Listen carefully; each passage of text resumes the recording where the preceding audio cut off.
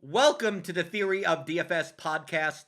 I'm Jordan Cooper, the co-author of the Theory of Daily Fantasy Sports. It's a 15-hour audio DFS masterclass at theoryofdfs.com. After a one-week hiatus, after a 2-episode hiatus, people like the interview episodes, but they don't realize that this podcast really isn't an interview podcast. It's a podcast between me and Erik Beimfohr talking about slates, talking about strategy, two sharp players, talking about DFS, the strategies, the game theory, the everything.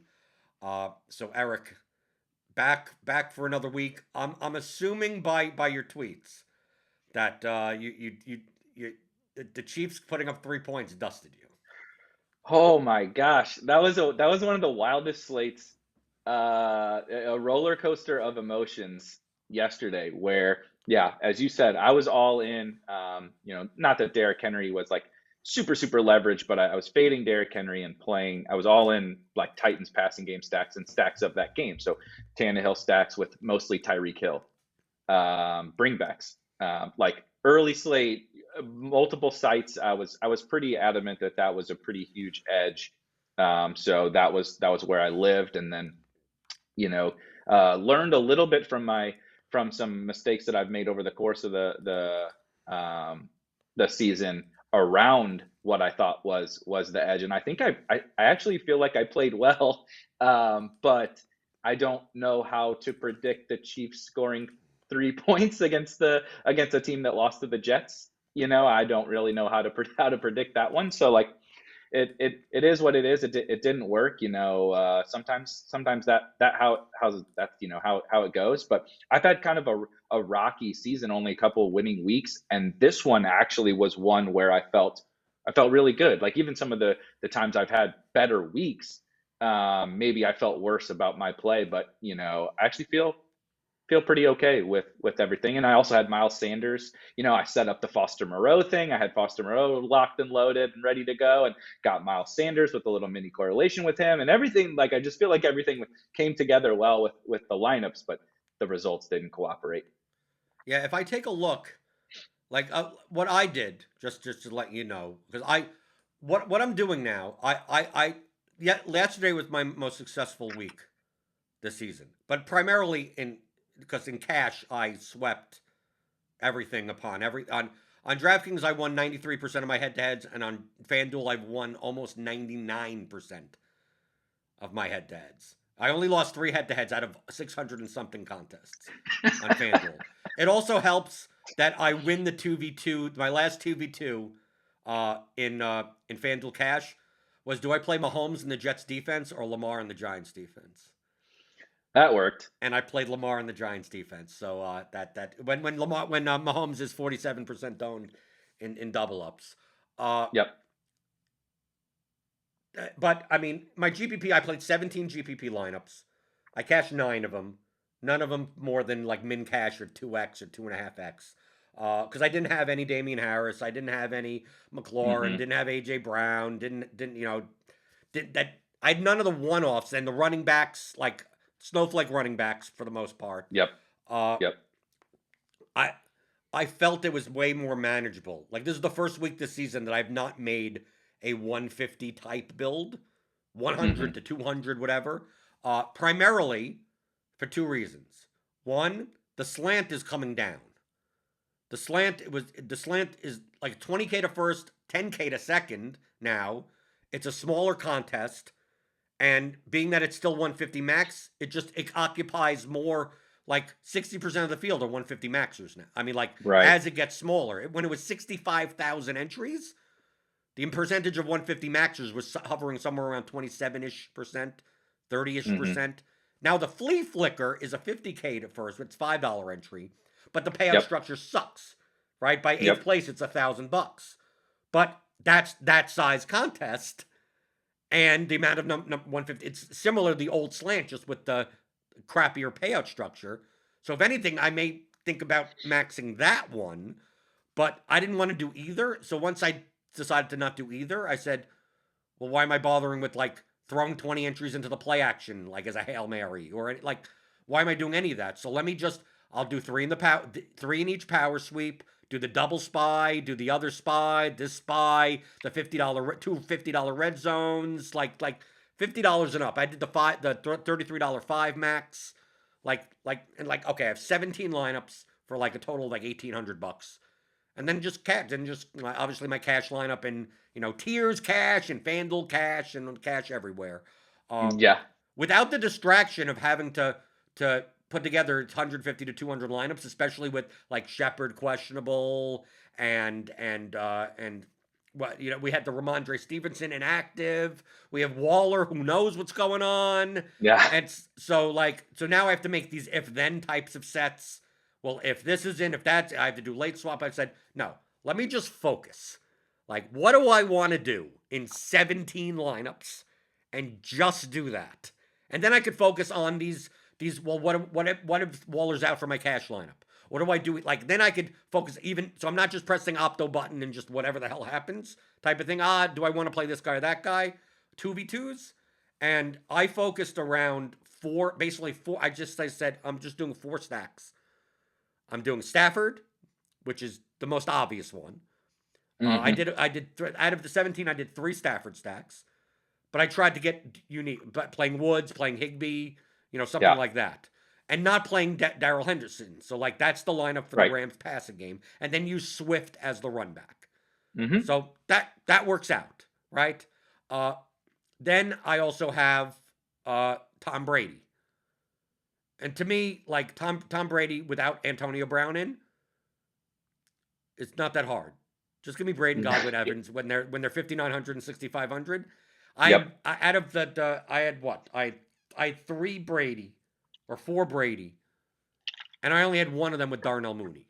The rest, just give me just give me all the Bucks. And then I had one with like Brady, Fournette, Evans, like something like that. I had one with Howard in it instead of Godwin, right? And then I went once Parker was inactive. I like Tua even beforehand, but now that you can take Parker out, I like Waddle and I've done this before.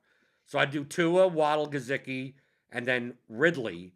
I don't get to pitch because I already have Gesicki in the tight end spot, and I run it that way. So I have a Tua thing, and then I have the car, the Eagles Raiders game, and I had the upside. I wanted to play Waller before. If Waller was not on the injury report, I wanted to play him like at full strength and play Carr, Ruggs, Waller type of lineup with Miles Sanders as like the run back or Devontae Smith. But then the added upside of like if Waller's out, like Renfro's projection goes up, Moreau's there at 2,500, and Carrier is on the IR. So like the Raiders play like with one tight end at least, sometimes 2 tight ends. It's like sometimes 3. Sometimes 3. You're right. So I went in there going like Moreau could easily just be Darren Waller. He literally goes out and they say, you know what, Waller's routes, you play. You're doing that, and you're going to be on the field nearly 100% of the time. And I already had that as the fastest paced game to go over. So I'm like, why aren't I playing the $2,500 tight end when I'm already kind of punting at cheaper tight ends anyway? Cole Kmet and Ricky Seals-Jones. Right. That kind of range. So it's like, oh, here's the added upside. So Carr, Ruggs, Moreau, Sanders or Smith. Of course, like that didn't get there, but Tua got there. These stacks did okay. They just didn't get all the way up. And then, of course, my lineups are filled with like, well, in the Tua lineup, I could play Darrell Henderson, right? So bust, right? Yep. And then in the Carr lineups, I could play Godwin. Oh, that got there, right? Like it was like bits and pieces. So that's why I could cash so many lineups, but not have, I have Chuba Hubbard. Oh well. I have Darrell Williams. I have a Tyreek Hill one-off, right, in the lineup. And then I jammed Cooper Kupp. I don't think people realize that Cooper Kupp is not 2019 Michael Thomas with even more upside because he actually does get end zone work. And deeper down the field and a more explosive quarterback and a more explosive offense. I mean, yeah, he's it's crazy. You keep, not that I'm not saying me, but I think like just the market in general is like, okay, this can't keep up, right? Like this is Cooper Kupp. We don't get, nearly 30-year-old wide receiver breakout, slot wide receiver breakouts to be the new Devontae Adams. But like, I mean, at a certain point, it just is what it is, right? And It's there, Matthew Stafford. I think people are like, well, he's been playing with yeah, Goff for so long. It's like, no, Stafford's a much better quarterback than Jared Goff. he's really good. He's really good. Like real life quarterback, he's really good. So I looked at the ownership and I'm like, I think Adams is going to get a bunch of ownership against the putrid Washington passing defense. So that's going to take away. People are going to want to play the Chiefs game. So Hill's going to draw some ownership. So I'm like, I truthfully think in this spot, Cooper Kupp should be at his price, 30+% owned. Mm-hmm. So like so why am I don't think he's going to come in that high. So like why shouldn't I be playing a lot of him? Now in some lineups I swapped out, right? Some lineups that I have Darrell Williams and Chuba Hubbard in my running back slots and Kupp there. So it's like, okay, I'm changing that to Woods and I'm changing Godwin to Evans, like doing stuff like that. So I end up with a couple of less Cooper Kupp lineups just trying to get how do I get I'm going to have to swap it. I know Kupp is going to be owned, right? So it's like it's not like he's 8% owned. Yeah, he's not leverage on anything. He's right, just the right. best He's not right. play Exactly. For ownership, ownership versus what he should be owned. He's the best play, but he's not any form of leverage or anything. Right. And I went. I don't know about you. I went 0 of this guy, including in cash. Rashad Bateman at 3,400. I actually played Rashad Bateman in cash on DraftKings, which is fun. Which I think in cash games I didn't want to. Yeah, I didn't want to. I'm sure you're probably gonna get into it. I didn't want to, but I clicked I just clicked the button. I'm trying to be a little bit better. Yeah, but you probably still can. I mean, you probably scored what, like 157 to 162 or something in cash. Yeah, I made money. I made money in cash. So I'm not. Yeah. Did you play Kupp in cash? Yes. Okay, so you got that. So as long as you played Kupp in cash, that can. Let me guess your lineup. I could pretty much guess your lineup. So you played. You played Darrell Henderson. Yes. Obviously. Yes. Did you play Chuba Hubbard or Darrell Williams? Darrell Williams. Okay, you played the Darrell Williams lineup. Did you play Hurts or Lamar Jackson? Lamar. Okay, so obviously, and then you have Godwin in the wide receiver slot. Godwin, Kupp, Bateman. Yep. And your Cardinals. tight end you have a Gesicki tight end, right? Gesicki Cardinals, yeah. Right. Basically, you played the lineup that I looked at and said, do I trust Rashad Bateman? Right? Like literally, like that's the lineup that I had in at before 11:30. That's literally that's literally the lineup. Yeah. But the thing is that this is what I thought, and I go back to you always talk about optionality, right? Right. So in cash games, this is where the strategic decision comes in. I had the privy of getting the Raiders projections if Waller was out. I know this is. I knew you were going to say this because this is what I was mad at myself about. Like I should have had a better week if I would have, and I feel like this is the one mistake I made this week. Again, sorry not to cut you off, but this is something I think I would have done. Feel free to cut me off. I think I would have done in the past, but I was just I'm trying to balance I'm like, I know I'm planning for this Darren Waller situation in like every tournament lineup that I have. So in cash, I'm just going to click this button. Like I just clicked the button as soon as I got off my Sunday morning show, and I was like, all right, whatever this gives me, it is.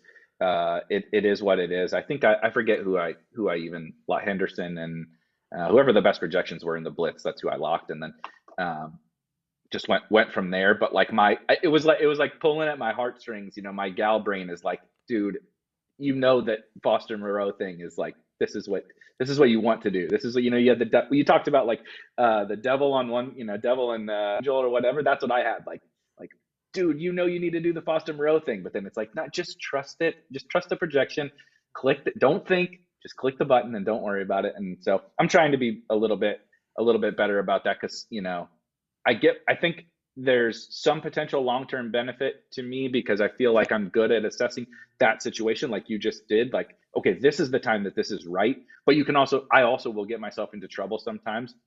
And it's like, do I want to just like maximize every cent I think I can earn on that specific slate, or do I want to take the long view and just be like, okay, you might lose a few bucks today, but you're saving yourself some sanity, and you're kind of a hedge almost, and that's not how I kind of used to play. And I don't know if that's right, wrong, or indifferent, but that's kind of how I thought about it yesterday. Right, but I saw there were other strategic decisions in there.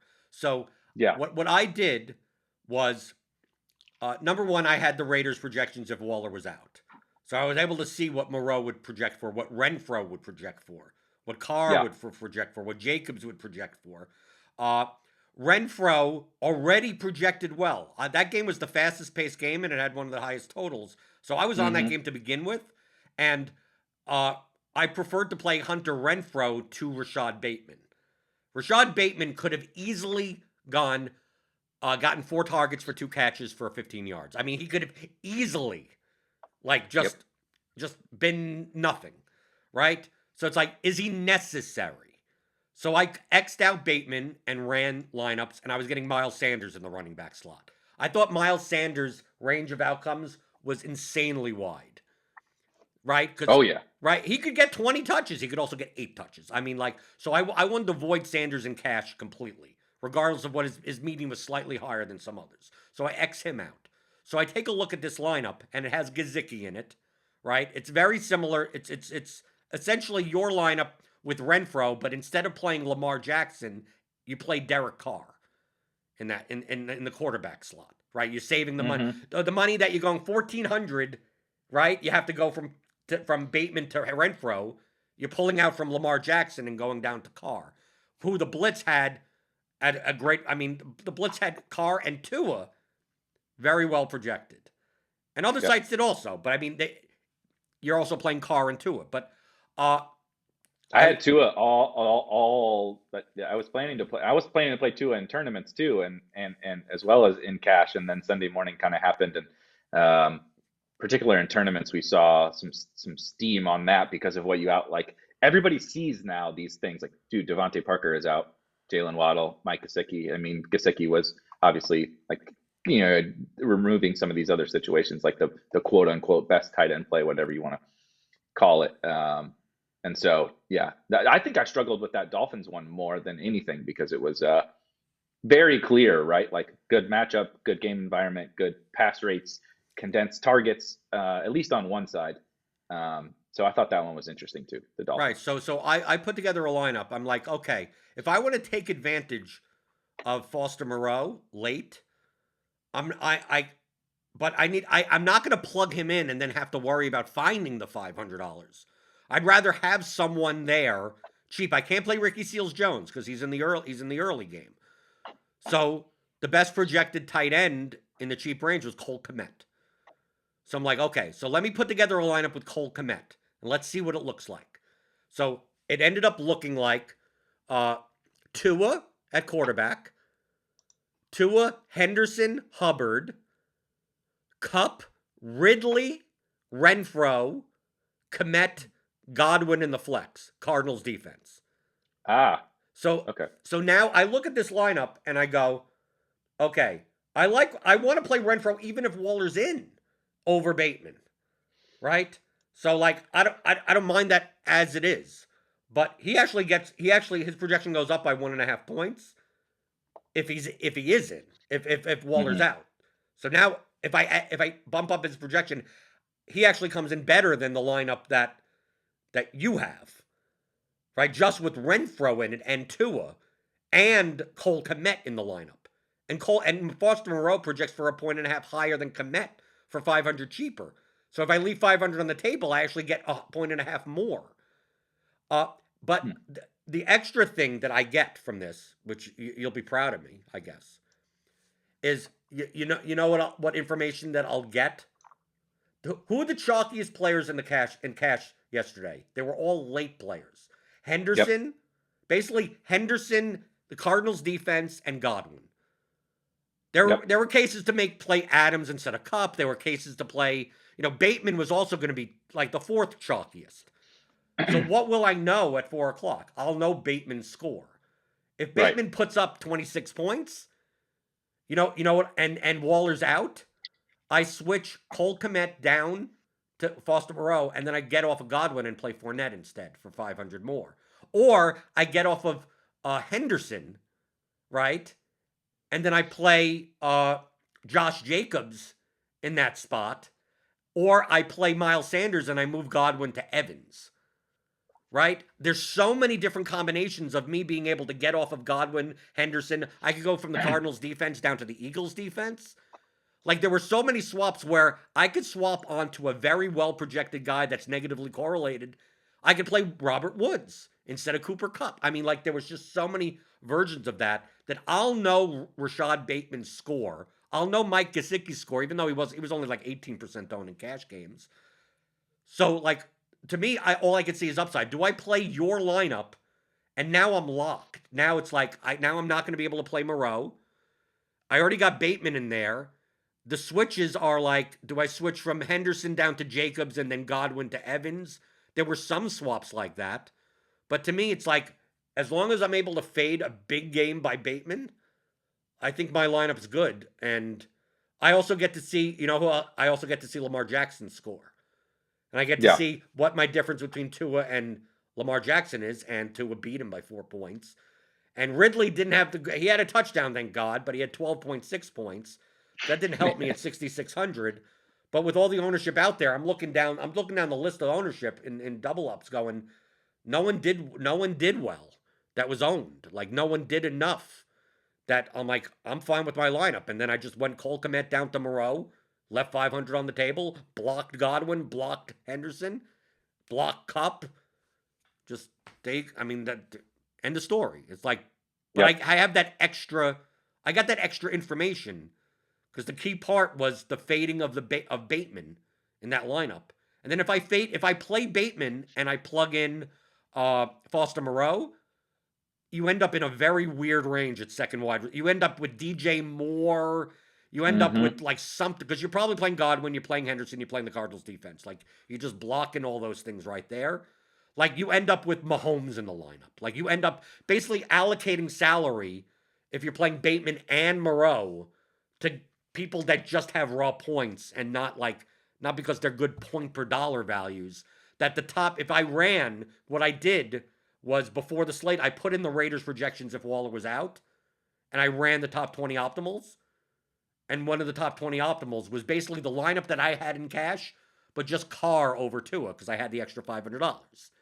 Right? So I said, if that was the top optimal. If Waller was known before the slate to be out, the top optimal in my aggregate was my lineup with Carr. So I can't allocate that $500 to Carr and then leave. What am I doing? Right? If Moreau's not in. Now what am I going to do? So I'll play Tua. I already saved the $500. In worst case scenario, I have $500 to play around with. And what salary doesn't matter after the game starts. So what does it matter? So that gave me the comfort once running the Raiders projections if Waller was out.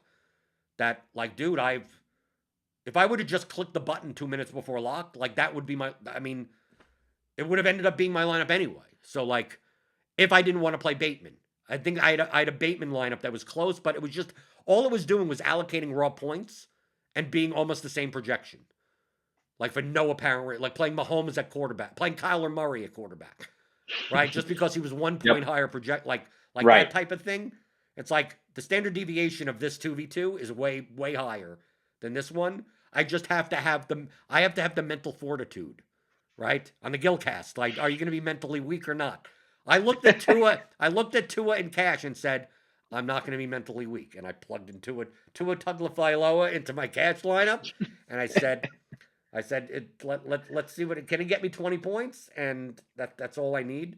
But the strategic decision making behind there is like that. The reason I was able to do that a little bit clearer, because I wasn't worried about 150 or 200 lineup build that I Yeah. would have rushed that more. I may have ended up at the same place anyway. I mean, I probably would have ended up in the same place, but it didn't feel that Sunday morning did not feel rushed to me at all.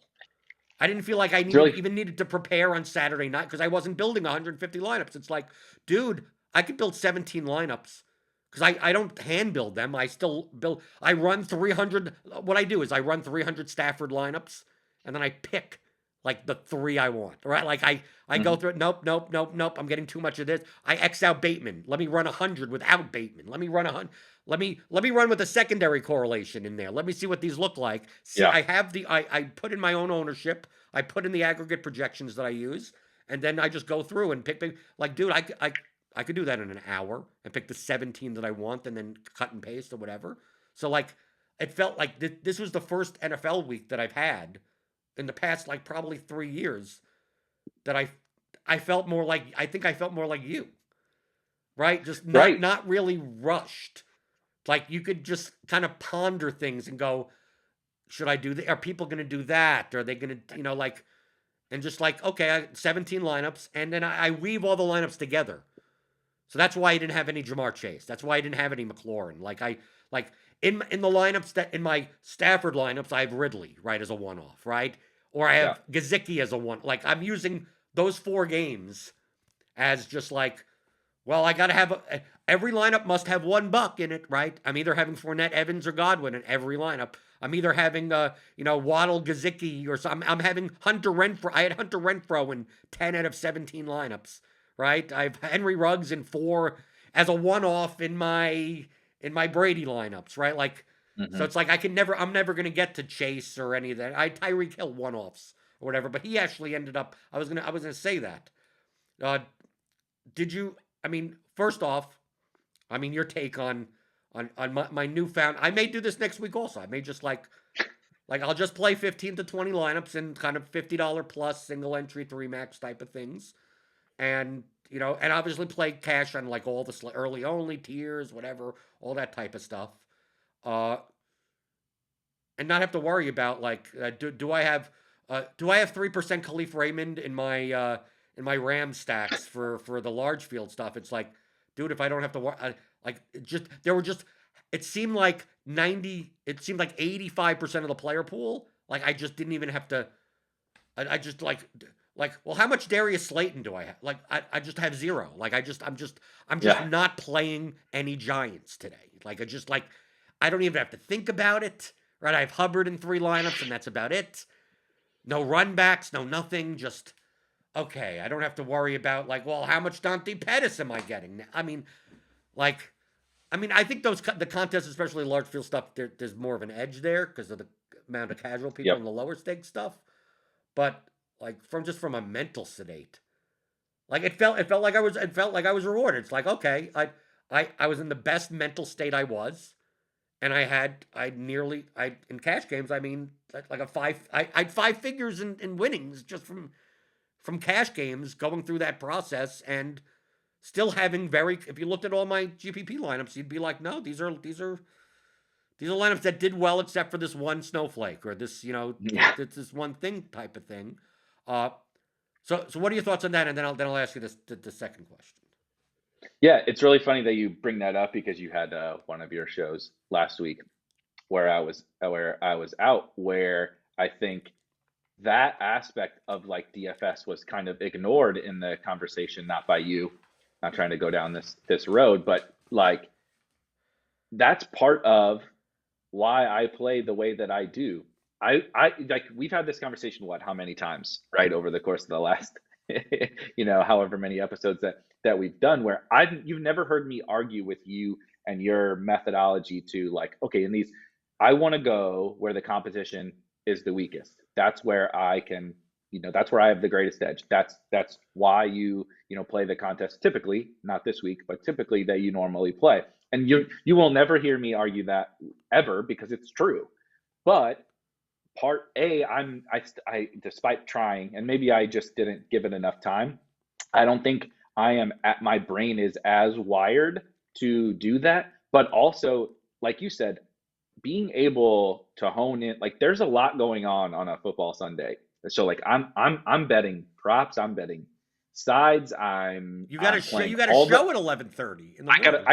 I gotta show it literally the most important time of the week, like right when inactives start coming out. So like the show, I'm trying to think. I'm talking to Ben for an hour, and I'm like, okay, shit, Ramondre is out. Week one we got, oh my god, Zach Moss is out. Oh my god, Trey Sermon's out, and I'm trying to like talk to the viewers, answer their questions while I'm formulating these thoughts in my head, right? But so like obviously this is the first year I've done the show on Sunday morning, so it's a little bit of a different. I'm working my way through figuring that out, but there is, like you said, kind of like a mentally freeing, like there is EV, as weird as that sounds, in this like mentally free and like mentally stable, or however you want to put it, like, okay, you're like, I'm playing these 17 lineups and I can make these 17 best lineups. I don't have to think about, like you said, Khalif Raymond, like what am I doing, like because I gotta hit the nuts in this 200,000 person field, like do I gotta have Khalif Raymond, do I have to have Darius Slayton? It's like, no. And like for me it's even more simple, right? I'm playing like 200 man fields,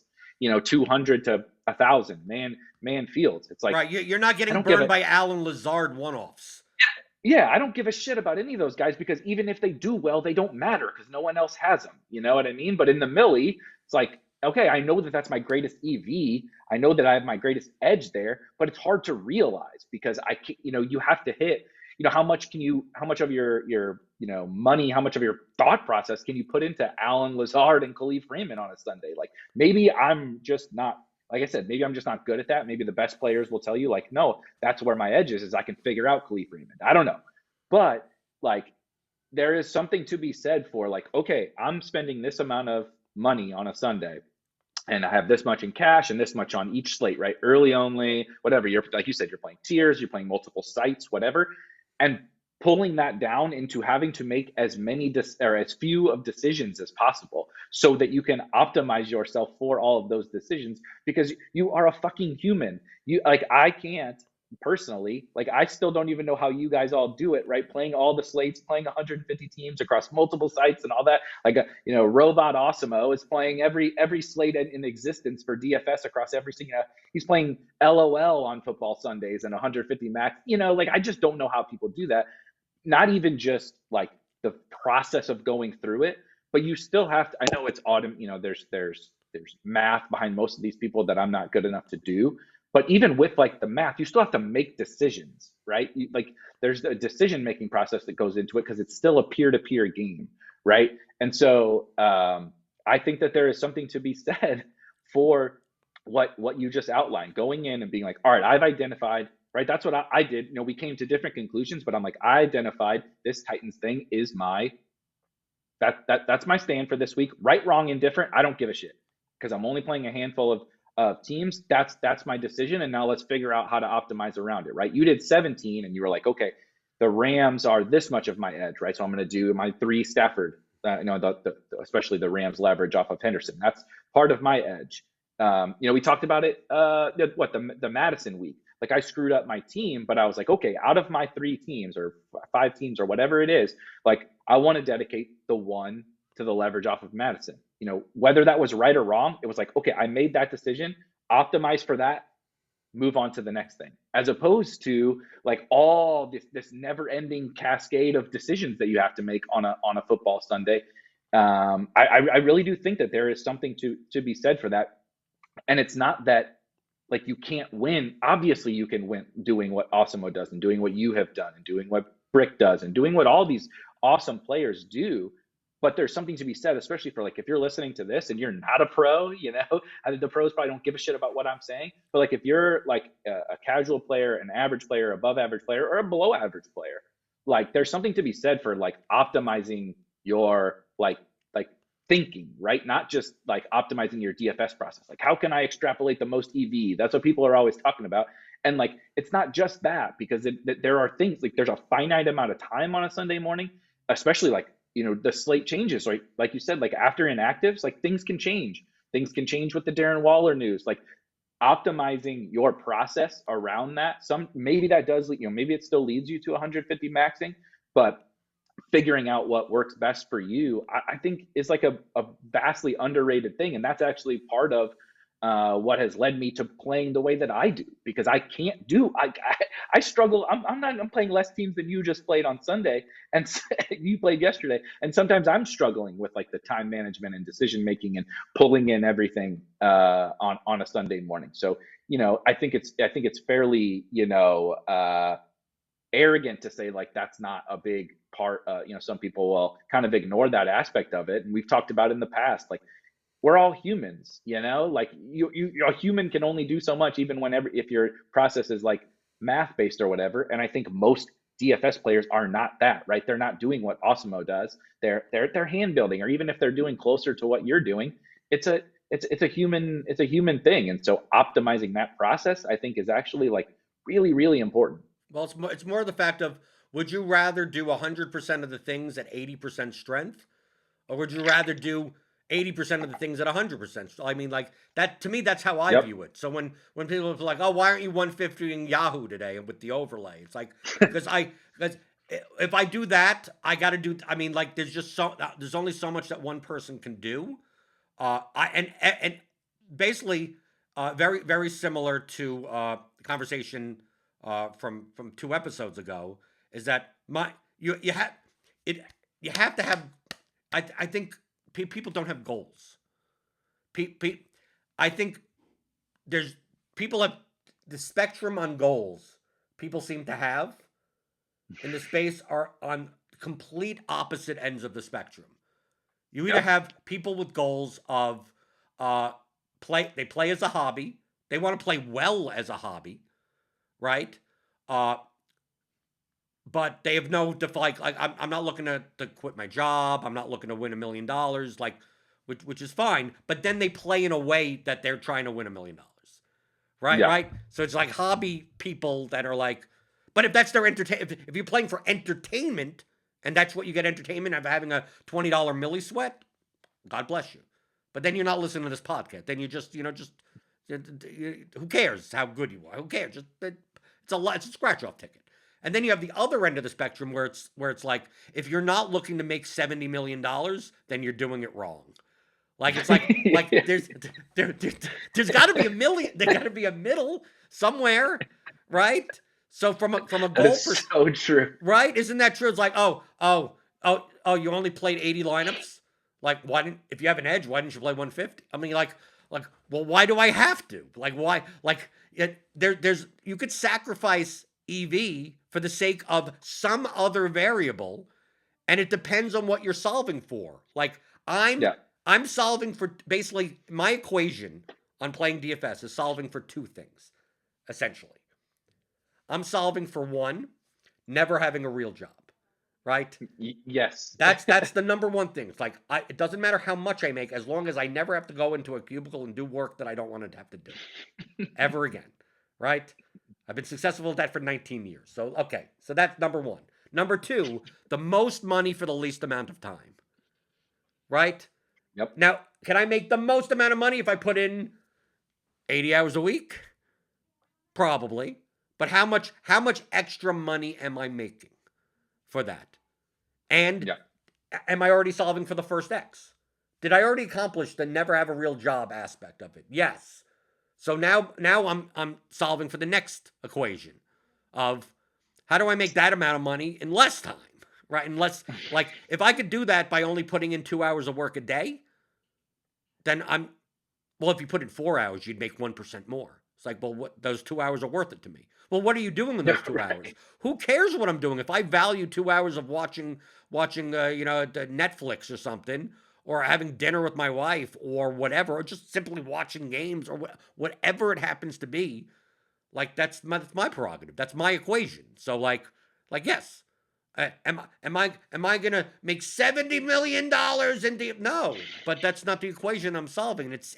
And I think that's, Eric.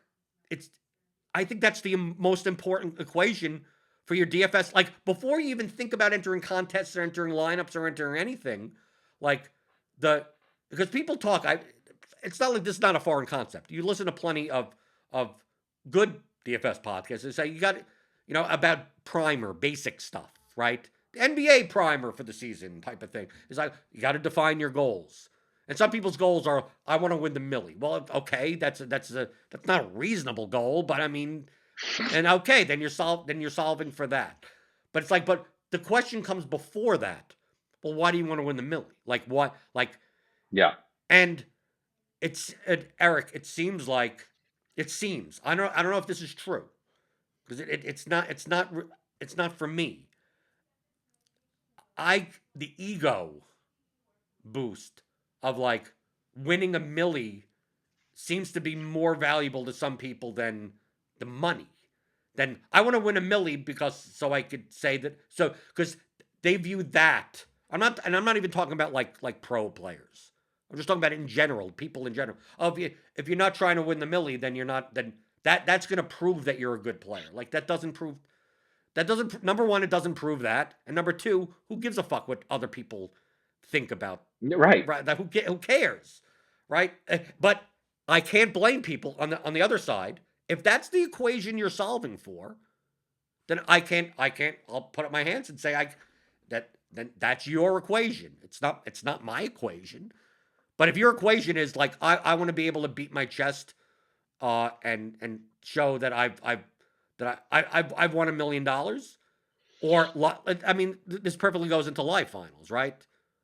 I don't play live final qualifiers. Once in a while when they overlay, like heavily Yeah. towards the end. Sometimes They will be. It's coming. It's coming soon. right, maybe, but maybe. Be. But I'm just saying I'm not. Since my equation is never have a real job and play the least amount of time for the most amount of money, like I don't care about life. Like I don't. So like when people I've been to live final 34 times. Oh, okay. I mean, how much money have you? I mean, first off, it's like, well, how much money have you won? Just because you made it 34 times, you could be down. So it's like until you show me your rotor tracker, I to me, at least from my perspective, I don't give a shit. In comparison, but secondly, if that's what you're if you view success as that, even if you lose money, and money isn't in your equation, I can't argue with it, right? I don't. As long as I make it to 40 live finals, even if I lose $500,000, I can. That's what I'm playing for. Oh, I don't find that equation valid, but if that's your equation, that's fine. And I think that too many people either one don't have their own equation, or two don't understand that other people have different equations. Yeah, that is so true. And maybe it was just the chess episode that you did that kind of really brought that to the forefront of my mind. But I feel like I felt that way for a long time, and it's actually kind of super funny because you and I could not be on more opposite ends of a bunch of different like strategic points, right? Contest points. Our equation is different. We have different equations. Like you just mentioned the live final thing. I do play those. That is a part of my equation. Not like for the fucking prestige. I don't give a shit about any of that. But it's getting tougher. It is definitely getting tougher now. But for the last for a long time, actually, in my opinion, these live finals were extremely plus EV, and particularly plus EV for the way that I play, right? Smaller field tournaments, and the actual finals getting there were super blah, blah, blah. It was a part of my equation. But it is so, like I said, it's so funny that you bring that up because despite the fact that we differ on the exact variables of our play, our strategy, and our equation, I could not possibly agree more with like just this whole equation point. And the fact that like everyone's is different, and there's basically, like you said, like kind of like two kinds of people, and it's at those polar ends. And it's not even just from what their goals are or what their then ultimately what their equation is. It is that there are people that don't set like some form of goals. Don't, like you said, they're just playing for like a hobby or whatever, which I guess is okay. But I still feel like you should do something. Yeah, but I still right? feel, Eric, you still feel that there are people that play like full time ish or regularly enough that they're profitable, but it seems like do you have any discernible? I mean, it seems like it feels like there's some that are like, I'm looking to make the most amount, like I'm looking to maximize and make the most amount of money, even if I have to take on a ton of risk. And I respect that. That's fine. That's not me. But Yep. I respect that equation. But there's also people that just it seems like they're just I'm just looking to make and like it's just it seems like the volumes they play are at a whim or the sports that I'm going to play 3 days of this and play three and they're still playing like $5,000 to $10,000 in volume, like and you go like, are you just playing to play? I mean, are you playing? Do you have a mortgage? Do you have like it? It feels like what like what I would see poker players like when like I hung out with a lot of Asian kids that 19, 20, 21 years old that they didn't have goals either. I mean, like these are kids, exceptional poker players that would win. They would go from having a $200,000 bankroll to being broke in 6 months, and do that 3 times over the course of 2 years. And I go, like, what what is your goal? What is your and then me? I'm 25 at the time, so it's not like I'm that old or anything. But it's like I came in with the like, I want to be able to pay my rent, have a be never have a real job. Like it still came down from that perspective. And like why you guys like all of a sudden, you go from you start with you borrow some money you borrow 2 grand, right? And you run that up in a week to like 10 grand. You pay back the 2 grand, so now you have 8 grand. You grind the 8 grand up to 16, 18,000. Then then immediately like I'm going to enter this 5K tournament. It's like, why are you spending 20? Like, why are you doing that?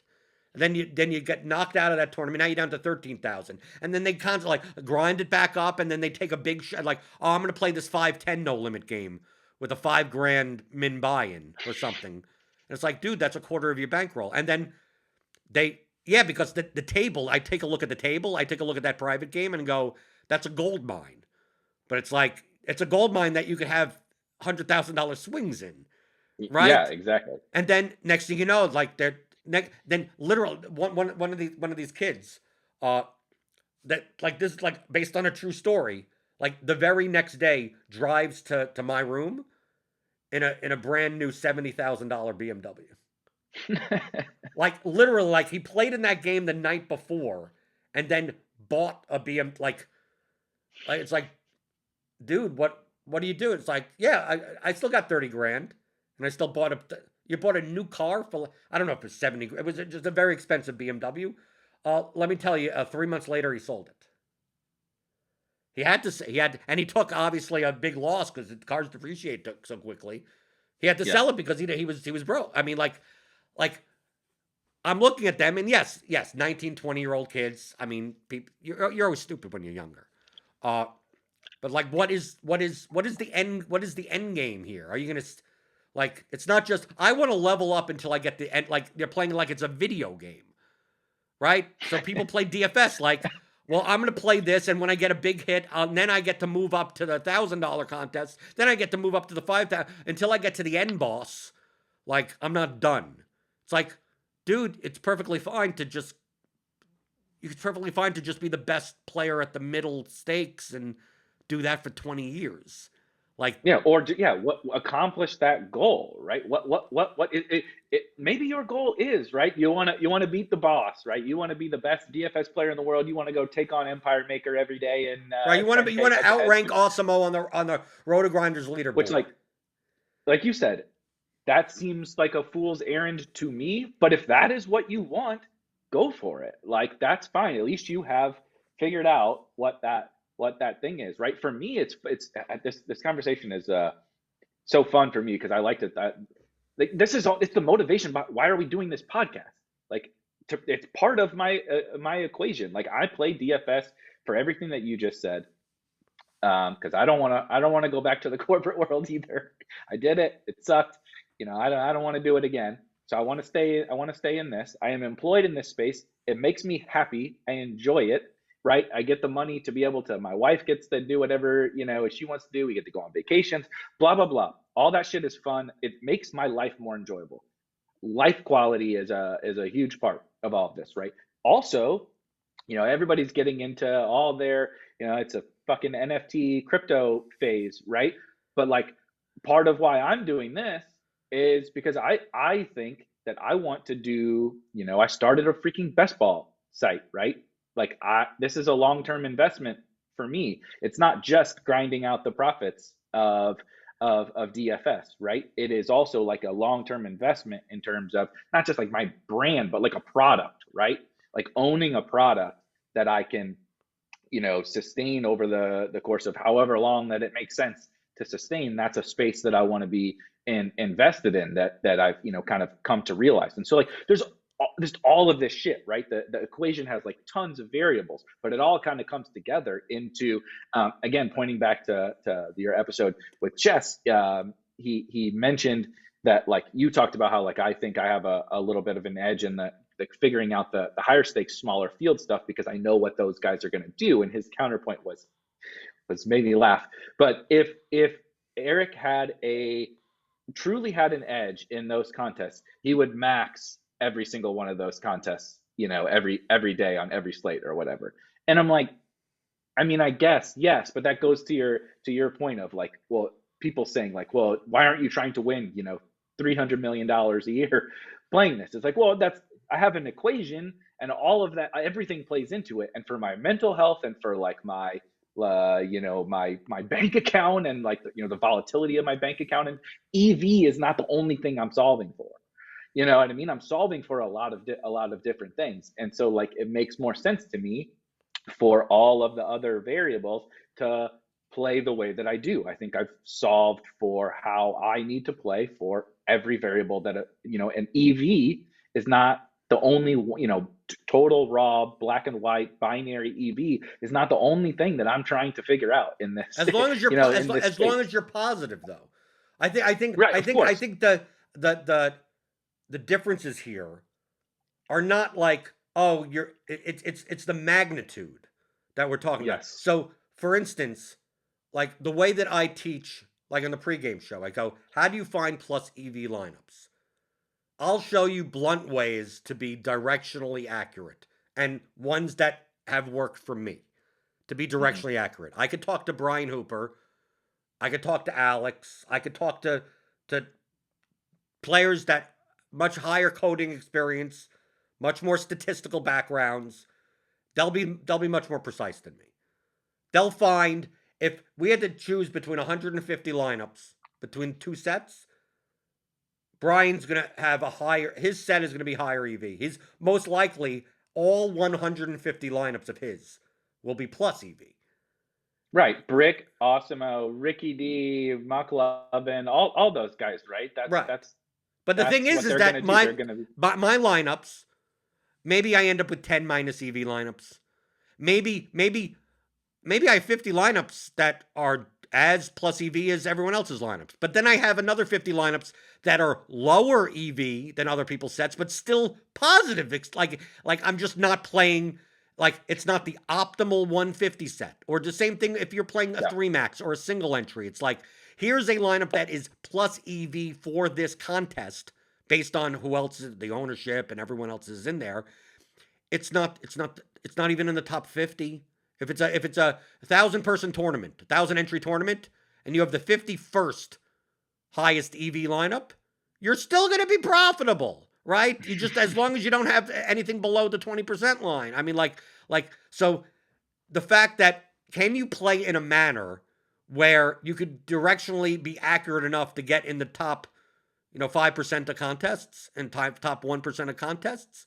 Like, the difference between me, it's like, at the same volume, if I can make $70,000 this year, which I'm making more, but I'm just saying in general, in a year. But it's like, if I put in twice the amount of work with the same volume, I can make $78,000. Like is the $8,000 worth it for that amount of time? That, now, to some people that have no problem, I'm just going to sit down and do this all day, 16 hours a day, that the $8,000 may be worth it. Okay, to me it's not. To me, I've already hit my nut, and I'd rather just relax, right? And then there's also other people. It's like, well, if you've already found this edge, it may not be the highest. Unless you're trying to find the highest EV lineups, then you're awful. Like, there's no black and white like that. This is a peer-to-peer game where it's not. It's. I don't want to say it's not zero sum, because it is a zero. It's technically a zero sum game. Technically, yeah. Right. But it's not as GPP head-to-heads are zero sum. One guy wins, one guy loses. That's it, right? Type of thing. But I know there are people in RG Discord. I know one guy who runs, and he was in last night. He runs the top 20 blitz optimals. Okay, the top 20 as a set and plays it in 20 maxes. Okay, now that's from an equity perspective, that's awful to do, right? But the fields are so weak in NFL that he profits he just said it's like he profits like it's every week. He's like he'll cash 14 out of 20, and like you're not making that much money doing that, but like he found something that is plus EV and he's exploiting it. And if the $20 in equity is worth it to him, that's his equation. I can't question. It's like, dude, I'm doing this, and he would never do it in the higher stake stuff because obviously the competition is weaker. But it's like, dude, when we get some of these ownerships on these guys, and you go, dude, I would say, it's weird to say, and you'd probably be better off playing if you're a newer cash game player. You may be better off playing your cash lineup in the Millie Maker than you would in the $250 single entry double up, because the ownership is just so inefficient in the Millie Maker that like you're gonna cash more often. You're gonna 1.5 or 2x with that cash lineup more often than not in that field than anything else. But people like us, like from an EV perspective, that would be awful. But it's like, well, what happens if your goal is to take $20 and turn it into $30? How do you solve for that equation? I have $20. How do I turn it into $30? Right? How do I make $10 on this $20? If you're just solving for that equation, putting that lineup in the Millie Maker may actually be the optimal move. Unless you could find someone that's really horrible in $20 head-to-heads, right? Like that would be the optimal, to find some schmuck, right? That you're an 80-20 favorite over or something. But if that's your equation, then it changes. But if your equation is I'm gonna play 150 lineups into the Millie Maker for $3,000, dude, min cashers aren't gonna sustain. I mean, now we're talking about you got to play for first, right? Because based on your equation, cashing 175 of your lineups actually loses your money, right? I mean, like you're not going to get there. So I think too many put their they project their own equation onto other people. Yes, that's it. 150%. That is, I think that is the thesis of the discussion, is that, and it again, like people are human. Sometimes it's hard for people to see different perspectives, and I get that. Sometimes it's hard for me to see other perspectives too, but I think it was hard to see yours. like, remember in the last year, I would say it's like, why are you only playing 3? How could you only play 3 lineups, right? And then you're looking at me going, I don't know how you play 200 lineups. And we're both looking at each other going, I'm going to you going, you would make so much more money if you just played more lineups. And you're looking at me going, you'd make so much more money if you just focused on 3 lineups and played these and we're both looking past each other going like we have different equations, different risk tolerances. I'd rather go against the weaker opponents. You'd rather try to exploit the stronger opponents and win once in a blue moon. But even last year we had the conversation where last year heading into like NBA season, I was like, maybe I'm going to play more single entry 3 max because this like surviving off of one bink a year is stressful. Of like I feel much better now that I won all that money in MMA. That's like it's impossible for me not to make my nut. Like it's literally it would take a bloodbath, I guess, in order for me to not make 6 figures this year. That now my perspective is like kind of like I'm good. But I mean, last year until week 6 of NFL, like when I won the slant for 50,000, like I was hovering around. I mean, like it was not that COVID year, especially we were 3 months lost of sports. Like that was a bad year. So even me, I was like, maybe I need to change my equation. And I think I'm doing that with NBA this season. I'm focused more on the smaller like instead of me building. Also, I don't like the $15 GPPs on DraftKings. I don't like the Horrible. payout. I don't like the payout structure. Uh, then I'm focusing more on like let me build 5, 10, 15 like that range. Play the $100 Showtime, play the $200 whatever Mm-hmm. the hell, stuff like that. Maybe play the $88 multi-entry when it's not 50K to first and 15th to second, like when they flatten that a little. Uh, Yep. and then just find the line where I don't have to go down and go, do I okay, do I have to do I have 2 out of 150 of Jaden McDaniels or it's like some bullshit guy, right? That could possibly get 24 minutes where it's like, no, I just have to focus on high projected lineups that have lower own like there are guys that I just literally just X out of the player pool going, there's no way in a 400 man contest that I'll need to play a guy at this projection ever, no matter what the ownership is. So I just X him Yep. out. And I'm just like my lineups kind of look like lineups almost look like cash lineups with 3v3s types of situations.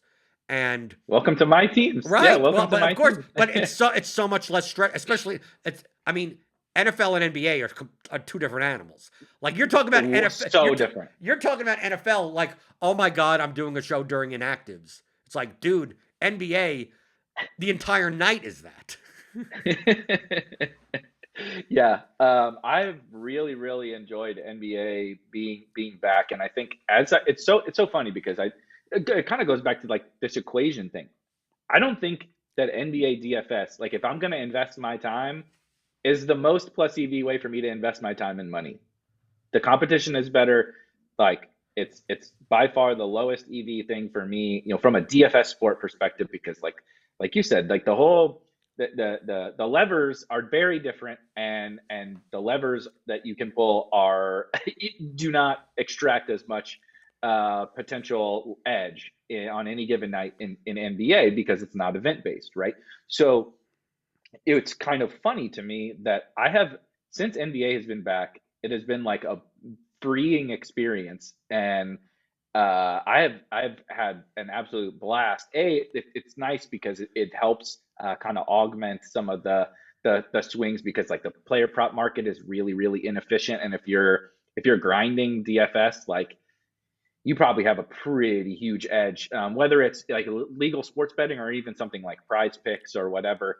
I think that there's a pretty significant edge in those markets. And so, like, I've had a good time doing that, which kind of like, it's almost like your cash games, like it's like we talked about NFL cash games and tournaments and stuff.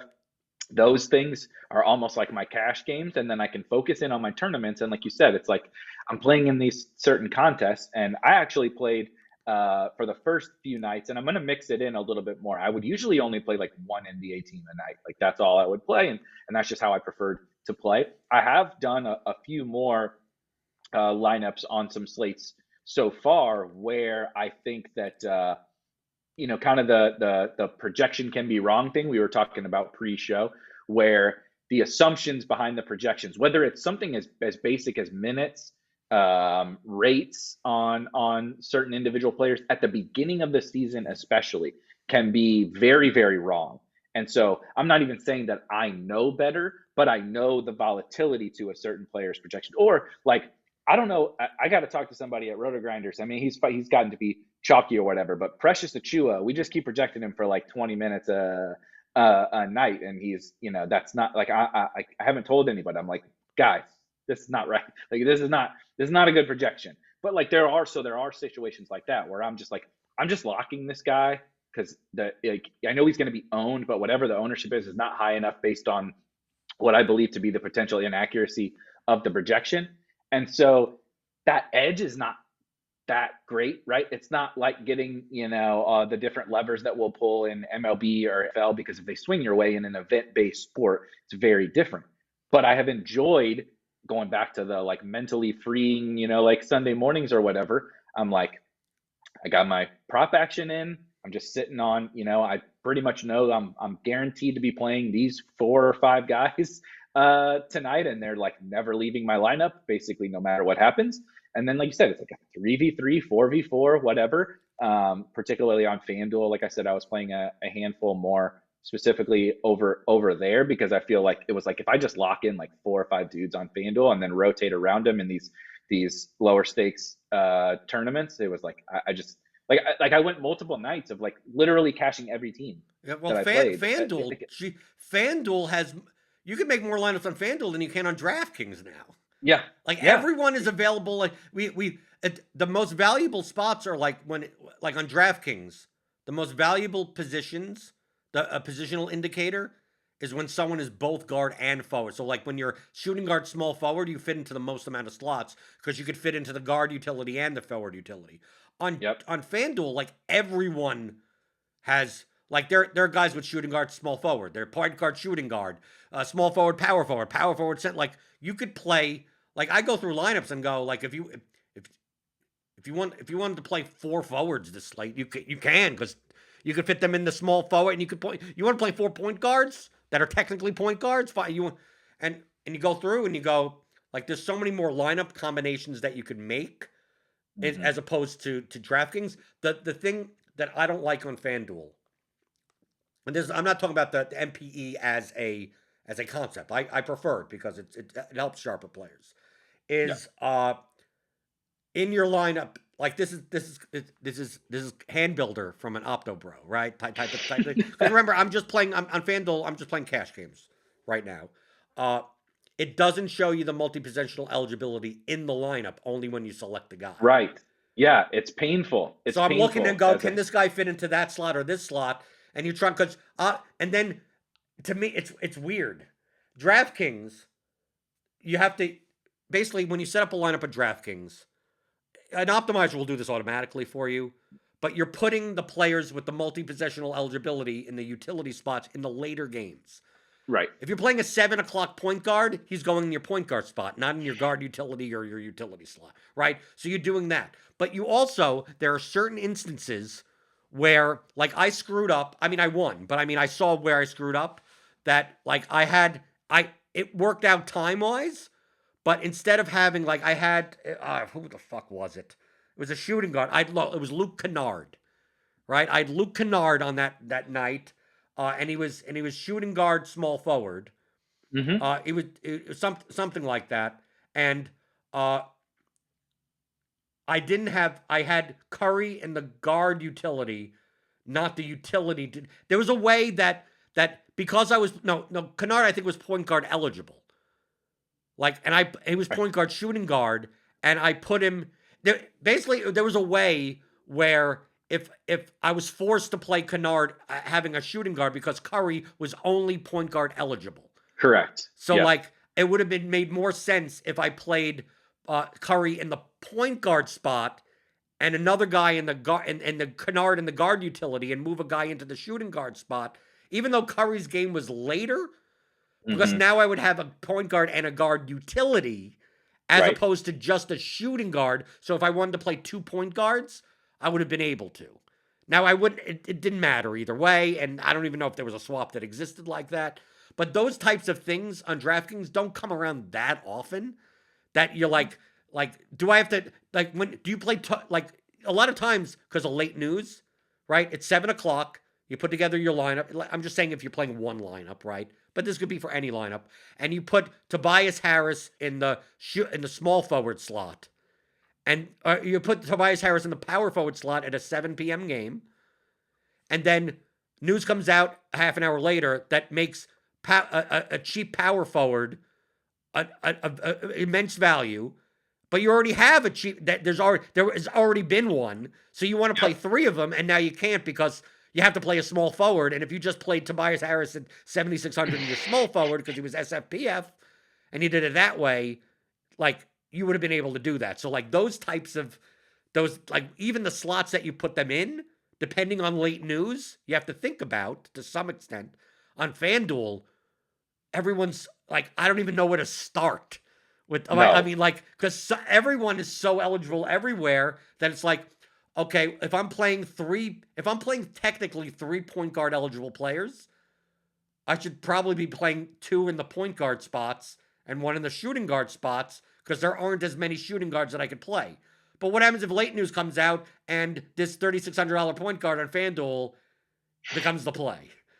Like now I don't have a spot for them because they're right. So do I play the point guard, shooting guard guy?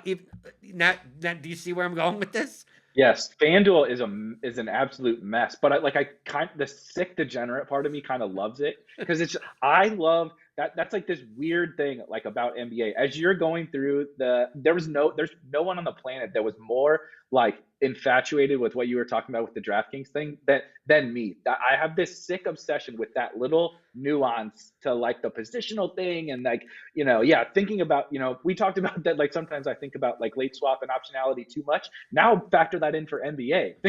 Think about my disgusting mind going through that process every night for NBA. It's way worse. But I love that part of the game. And so FanDuel makes it very, very, very difficult. It's basically play whoever you want outside of a couple of point guards and a couple of centers. Like you have, obviously like Jokic and Embiid are only center or whatever, but like even Bam is power forward eligible. Miles Turner was power forward eligible. Miles Turner. And then of course, Miles Turner, literally no one would have played Miles Turner the other night if he was only center. He would have been 1% owned. But he's power forward at 5,900, and he has the greatest game of his life, and he's in like optimals, because he's a center that you could play at power forward at a good price. Like sometimes you can play like Kevin Porter Jr. has been small forward. Now he's been shit, so that hasn't really mattered. Sometimes you can play 5 point guards and 3 centers, maybe more centers sometimes, depending upon some of the absolutely horrible MPE that exists. So like. It is wild. It is absolutely wild on FanDuel, but I've enjoyed it for me because I can't fathom trying to, I know like you said, like the optimizer is kind of doing it all, but like I can't fathom figuring out in large field. My brain is too simple for literally a play whoever you want site, positionally, to figure out exactly the best way to approach a slate in a 150 set in a 100 something thousand. It's much easier, Eric. It's more of the late swap. Has nothing to do with the initial lineup. It has to do with the like we're sitting here because it's NBA. You sit here and you go, it's the 8:30 game. It's an hour and a half. It's 90 minutes after lock. Embiid is questionable. So now what? And then then Chris Paul is questionable in a 10 o'clock game. Right, and then you're sitting there going, "Do I leave my center spot open? Yeah. So how do you? That's what I'm saying. Who do I play in the early game versus the late game? Because if like on FanDuel, like who's eligible at what positions? Well, some of them are eligible at a million positions, right? And on DraftKings, like you have to think and go, like the centers are easier only because there's less spots for them on both sites. But when we're talking about the middle, like Giannis is going to be, Giannis is different because now you start jamming in all the Bucks. But we have look at the Heat, right? Lowry. Look at the whole Raptors. Look at everybody on the Raptors. Literally every single player that steps foot on the floor for the Raptors is multi-position eligible. OG is multiple. Even Precious is multiple. Fred VanVleet is point guard, shooting guard, right? So it's like, and they've been an extreme source of value so far this year. Basically we've had every slate where some kind of Raptors, if not multiple, are chalk. And so it's like, then you start to compound that. It's like, okay, well now which positions do I play all these Raptors? And again, I know, like I understand the general idea of how much the optimizer is going to handle it for you. But exactly like what you said, there's a lot more nuance. On a football Sunday, it's really not that hard, or a baseball slate, it's really not that hard, assuming you have all the lineups. On a football slate, we had Moreau. Like the instance, what we're describing is very similar to the Foster Moreau situation. Yeah, like, on steroids. Right, on steroids. Right, well, but that's what I'm saying. It's like, okay, do I take Mike Gesicki? Do I fill a tight end spot? How do I have to position I have a utility? Do I use this, like, that type of thing in NBA? Like, you'll have 5 of those a night, all night, all night long. We have, on tonight's slate or whatever, Vucevic is questionable. Jeremy Grant is questionable. So now you have to think in terms of what times are these games? What times are we going to get the news? And you're like if you have, I have a 2v2, and you're like, well, if Vooch is out, then I got to play this guy. But if I already play a guy in the power forward slot, I can still play him in the small forward slot, but that means I can't play this small forward, right? So now you're looking around like that, and then you have to be able to react. It's not as simple as if then type of projections, because Yeah. you can't you have to late swap. It's if we knew the Marone news before 1 p.m. before NFL games started, well then I just use those projections and I just make my lineups, right? But like you can't make, because someone asked me through DM about that situation, and he go, "What happens if I would have made 150 with him with Waller in, 150 with him out, and then when he gets ruled out, just replace it?" I go, "Dude, half your players are locked. You can't just Yeah. upload a new set of 150. Like they're locked into the lineups." And they go, "How do you do that?" I go, "Well, you go to Lineup HQ. There's a late swap tool that'll lock all the players in your CSV where they are, so then you could swap." But they didn't like. You can't just do if-then projections and then have two sets when after Yep. lock, like all of them they're gonna lock. And you can't just make that unless we get the news Yeah. before. And If you get the news before lock, yeah, then you could do it, but not afterwards. right. And the backup, right? Moreau is min price on DraftKings, near min price on FanDuel. So even if you could, manipulate a little bit better these guys locked or whatever. If Waller now plays, right now I'm trying to think this through because I was thinking about it from the NBA perspective, right? Like if Embiid sits, you have now they have Drummond, right? Right. Well, Drummond is X price.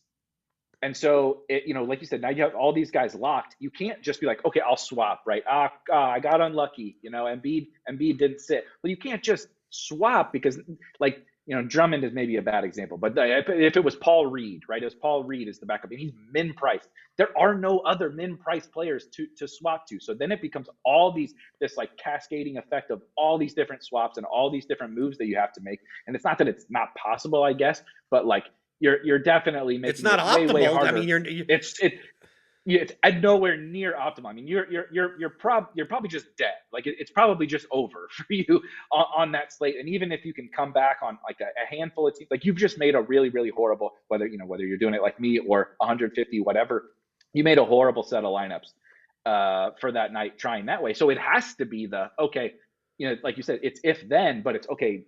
My initial lineups are him playing. But then I'm planning around, okay, what happens if he does sit? But like in NBA, that's like it's not just like okay that we had the Foster Moreau thing, right? And in NBA, like it's not that bad right now, and it won't be that bad for the very start. It could get bad at any time, though. That's true. It could just pop up on you. You just have one of those days where 17 people are on the injury report out of nowhere, and it's just like I don't know who's playing and who's not playing. My favorite. See, I could nerd out over all the little shit about NBA.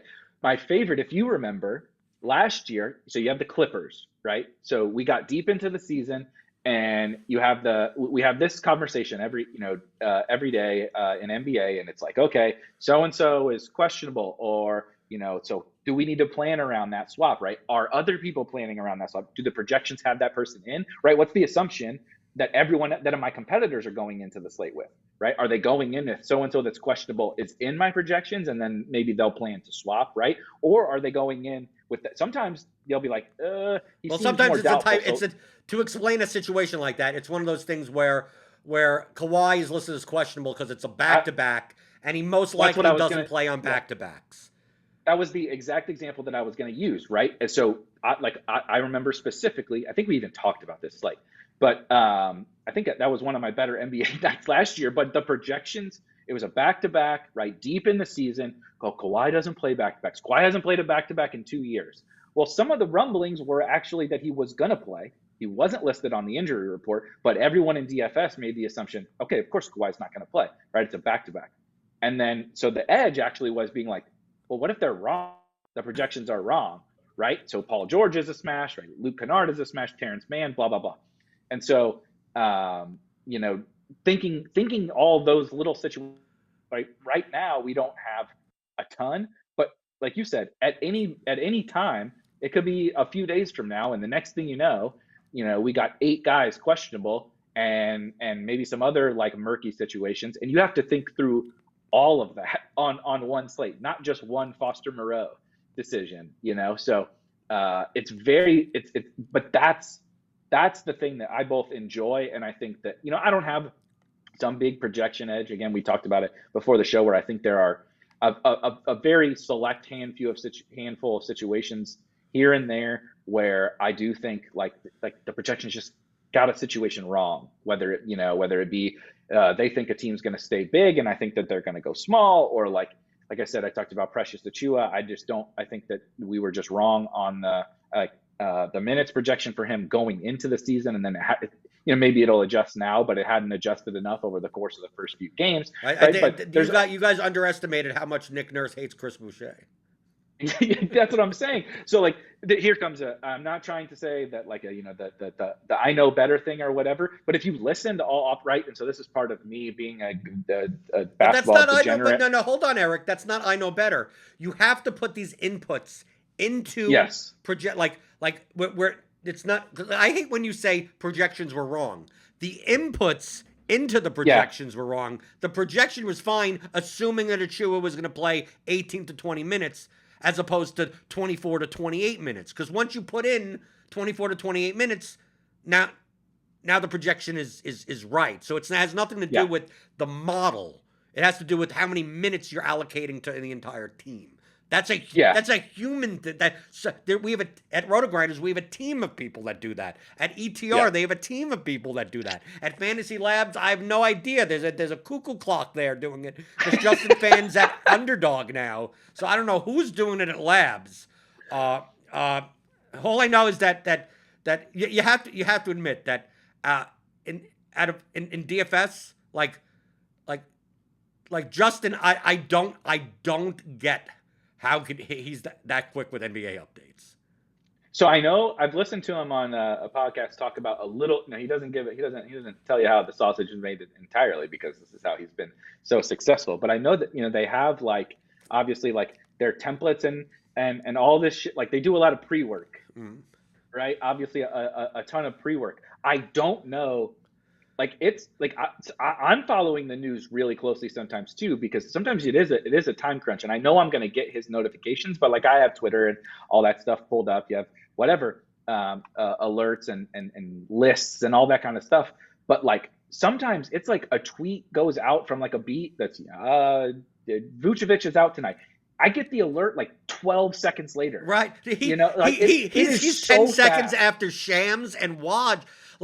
To me, I think I'm gonna ponder that he's written some type of Twitter based algo basically here's all the beat writers, here's everything like that. You're searching for words out, right? Limited, things like that from these select accounts, and then it doesn't automatically happen. It probably goes into a queue for a set. So he would get a notification that something is triggered. Yeah. Right. And then he could press accept or not. Basically, it's already pre-written of so-and-so is out, question mark, whatever the thing is. And he could just go through even on his phone and say, because obviously you may get dud ones, right? That it doesn't understand what it's trying to say. And then he just quickly does it. So that's why, if it's at the API level of Twitter, you could get a note. You could have that out 10 to 15 even with a human notification. Oh, ding. You can see it shows you the tweet it shows you Waj's tweet. It shows you what it's blah blah blah will be out, illness, what. Okay, that's good. I approve. It has to be, because no one is dude, you'd see Shams tweet and then 12 seconds later see Underdog NBA, or it used to be Fantasy Labs NBA, so and so is out. And it's how no human could do it that quick. No one could do it that quickly. It's impressive the process that they put together. But I did just want to go back to you're absolutely correct. I should make sure to be accurate with my phraseology, because I agree the projections are not what is inaccurate. It is the inputs, and that's literally always what I'm saying when I'm talking about that. It is always the inputs. It is never that the projections or even the the model, none of that is ever what I'm talking about. It is the human element of the inputs that go into these things, right? Rates, minute. For NBA, Right. it's typically minutes, sometimes rates, but typically minutes. And so I think for these very early, weeks, month, 2 months or something like that, there are going to be a select few. Sometimes it's going to be super, super valuable where those situations occur that like they're wrong by 4 or 5 minutes on a guy, right? Whether it's just because I don't know. It could just like the going in assumption was wrong about Precious and his role because there was uncertainty, right? Because like you said, Boucher was there, they had Ken Birch, whatever. But like if you kind of followed along, like the preseason and everything like that, Precious was definitely the starter. They're hyping the ever living shit out of him, and so I thought that if anything was wrong about the projection, it was too low. It was absolutely not going to be if there I did it again. If there's anything wrong about the inputs on the minutes, it was that it was too low, not that it was too high. So anyway, I think that there's enough situations like that for the short foreseeable future in NBA that we can capitalize on. But there's not that many, and oftentimes they're not that impactful, right? Because not only do you have to be right about the times that those are different, they have to have enough impact, right, to give you an advantage. You could be right about, you can be more accurate on these minutes projections than anyone on the planet. But like if like you gave, I don't know, you gave Jackson Hayes 2 less minutes and JV 2 more minutes. Well, if he's 8,500 and like the matchup isn't great and you are right about it, like okay, he scored 4 more fantasy points. Like, did it Right? move the needle? Still doesn't have a flame in the DK screen. Yeah. Right? It's just Yeah. like, So okay, like he got 4 more points than average. Still 5.5x, and okay. yeah, it's like who cares? Yeah, it's like who cares? So it has to be right a specific situation to where it really matters. But it does happen for a little while early in the season. But the biggest thing why like I nerd out over some of these things that we've been talking about is because that is like you can really impactfully create an edge by some of these things, like understanding that little like Luke Kennard, Steph Curry thing, and like thinking that through, Well, that was thinking for a through the late swap. Kawhi It's thing. not that was the best projected lineup. It's just a matter of like if I'm behind and these are the only two guys that are left, who can I swap to? And it's like I have more options if Curry was in the point guard spot and Kennard Yeah, was in the guard utility spot, because then at least I could play 2 point guards as opposed to having to play Andrew Wiggins, right? Having to right. play, right, like I'm forced into like I can't get to like Morris or get some other cheap clipper or something because I don't have the slot. Like it's very marginal.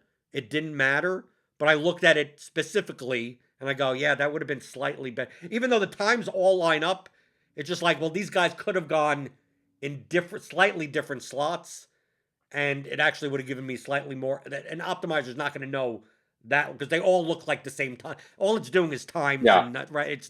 It's not looking for your late swap yeah, options, right? Just like, oh, he's a shooting guard, fill in the shooting guard spot instead of this other guy that's PGSG.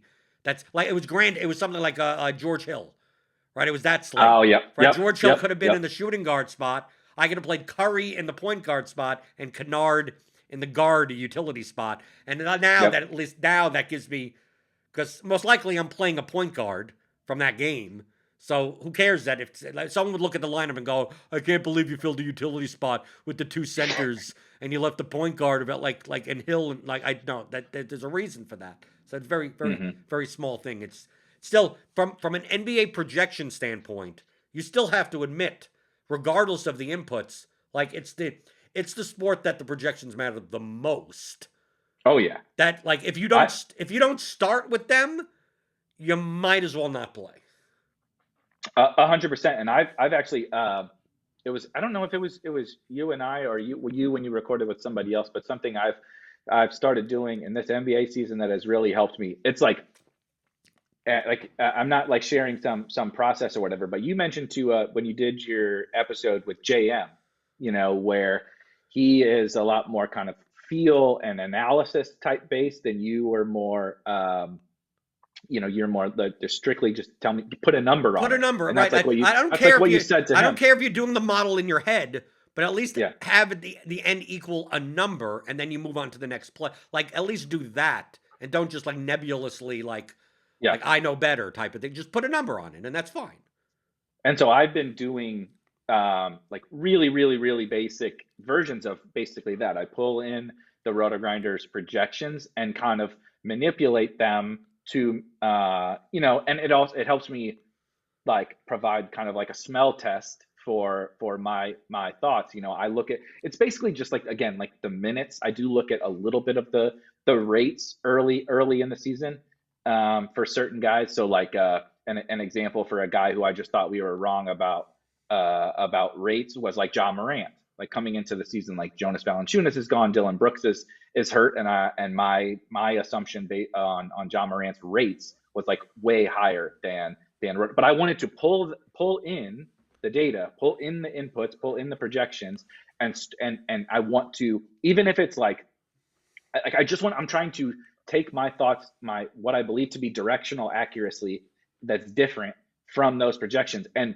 quantify it. Even if I know like that number is not like accurate, I'm not like gonna now take those projections, re-upload them into lineup HQ and run with them. I'm not really trying to do that, but I'm trying to quantify a little bit some of those things, right? As opposed to, like you said, like I'm just trying to put a number on, here's where I think the inputs are wrong, or here's where I think the inputs could be the most wrong. What does that look like if that's right, or if that's wrong, or whatever, I'm trying to do that. And that has really helped me actually. Because I do the Eric, I do the same thing with owner. I mean, what you're doing is the same thing I do with ownership, right? Because remember, that's the forte of my game, is predicting what the field's going to do. So a lot of times I'll look at the Roto Grinders projections, which are good.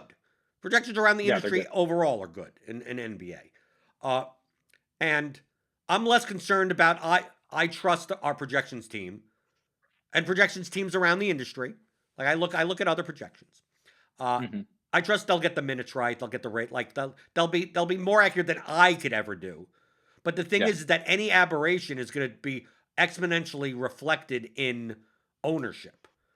Yeah. So there like Roto Grinders ownership is reflective of Roto Grinders projections. So if you have Precious Achiuwa at 18 minutes and you have him at 4% owned, and I know he's going to be 25% owned, that changes every other player's ownership. So you can't go by that ownership. So I have to go, and it's not just a matter of changing Precious's ownership projection from 4 to 25. Well, now I have to start knocking down some of these cheaper players. I have to knock down the expensive centers because he fills a power forward center spot.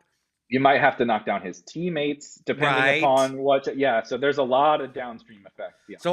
So while you're doing it with the rates and the minutes, I'm doing with that because I'm looking around the industry going, yeah, we're like no, this guy is not only going to be 12% owned. Or there's sometimes where it's like so-and-so 36% owned. I go, no, he's going to be like 17%. Like because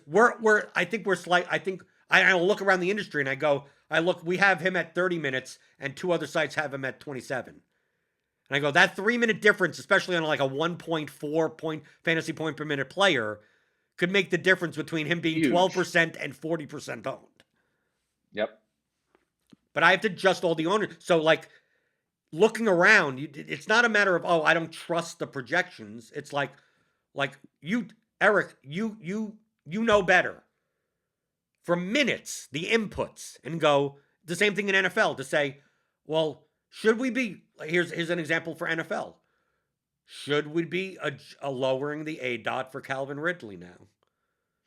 Right? Yeah. Like his 6,600 for Calvin Ridley. I'm like, how do I not pass this up in cash games if I could get it? And then I saw parts of the game because I was looking for Calvin Ridley, especially early when I had most of the late games.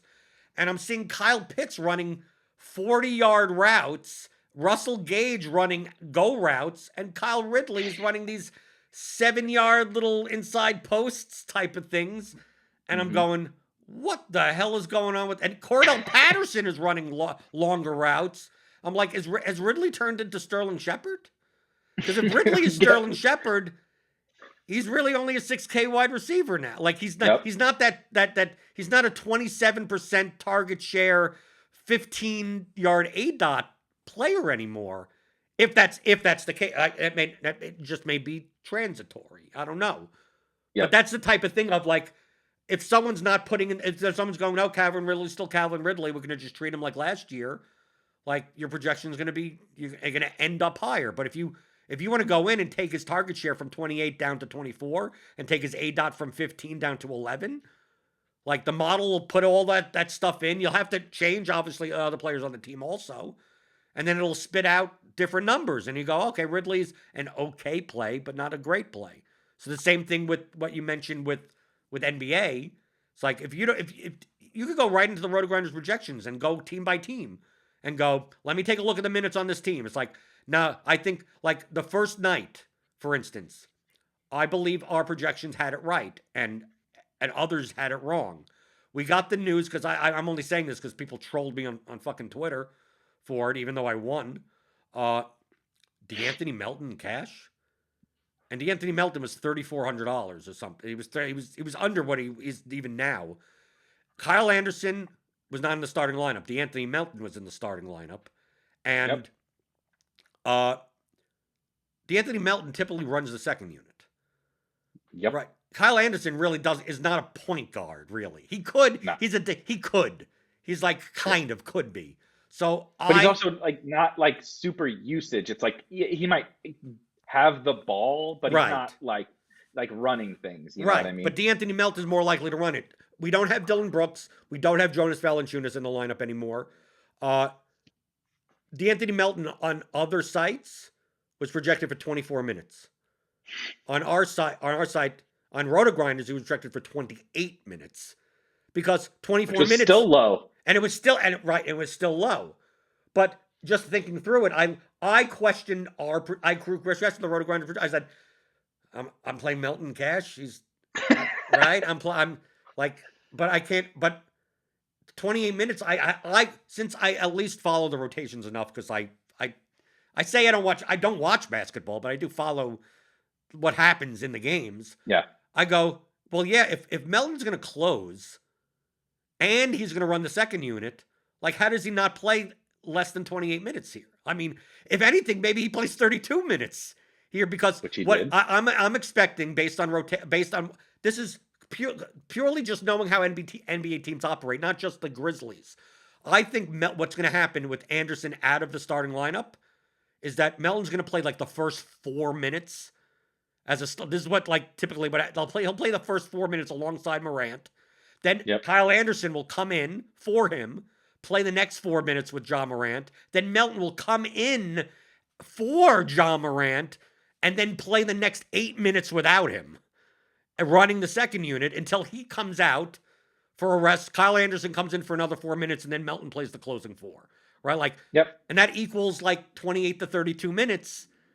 Because, like, what other ball handlers? Desmond Bane ain't a ball handler. I'm looking on their roster going, who's a ball handler? Well, Melton and Morant, and that's about it. I mean, so I don't see any reason why that, and other sites are like 24 minutes. And, like, that to me, that's an input issue. But I think when Anderson was in the lineup, I think other sites bumped him up to 26 or something. And we had him at 28, and that extra 2 minutes got him into basically my cash build. Because he's a really productive player, like you mentioned. You know, he's not 1.4, but he's a +1 fantasy point per minute producer. And when you're 3,400, and the next thing you know, you add multiple fantasy points to your projection, like that's a big deal. Right. So, but those what you're talking about is those types of things, like a minute or two here and there may not make a difference on an $8,900 player, right? Is Giannis going to play 34 or 35? Like, it's not. I don't think it's going to matter that much. But a guy that's 3,400, Jalen Suggs, how much is Jalen Suggs going to play? I mean, obviously, early in the season, these rookies are playing a lot more than they would have in the past. Like, look, Evan Mobley's price on FanDuel was a joke for the first 2 slates, right? That type of thing. But still, that comes down into inputs I mean, you could do it in any sport. So when I'm talking about, it sounds like I'm saying you kind of have to watch the games, but I'm not watching the games. All I'm doing is watching the inputs and the projections going, where's I'm looking for the VIX, right? In the stock market, where's the VIX? Where's the uncertainty? Because it's quite possible Melton plays 20 minutes that game, right? It's quite possible they just say slow-mo. You're going to run the second unit. It's that was in the range of outcomes.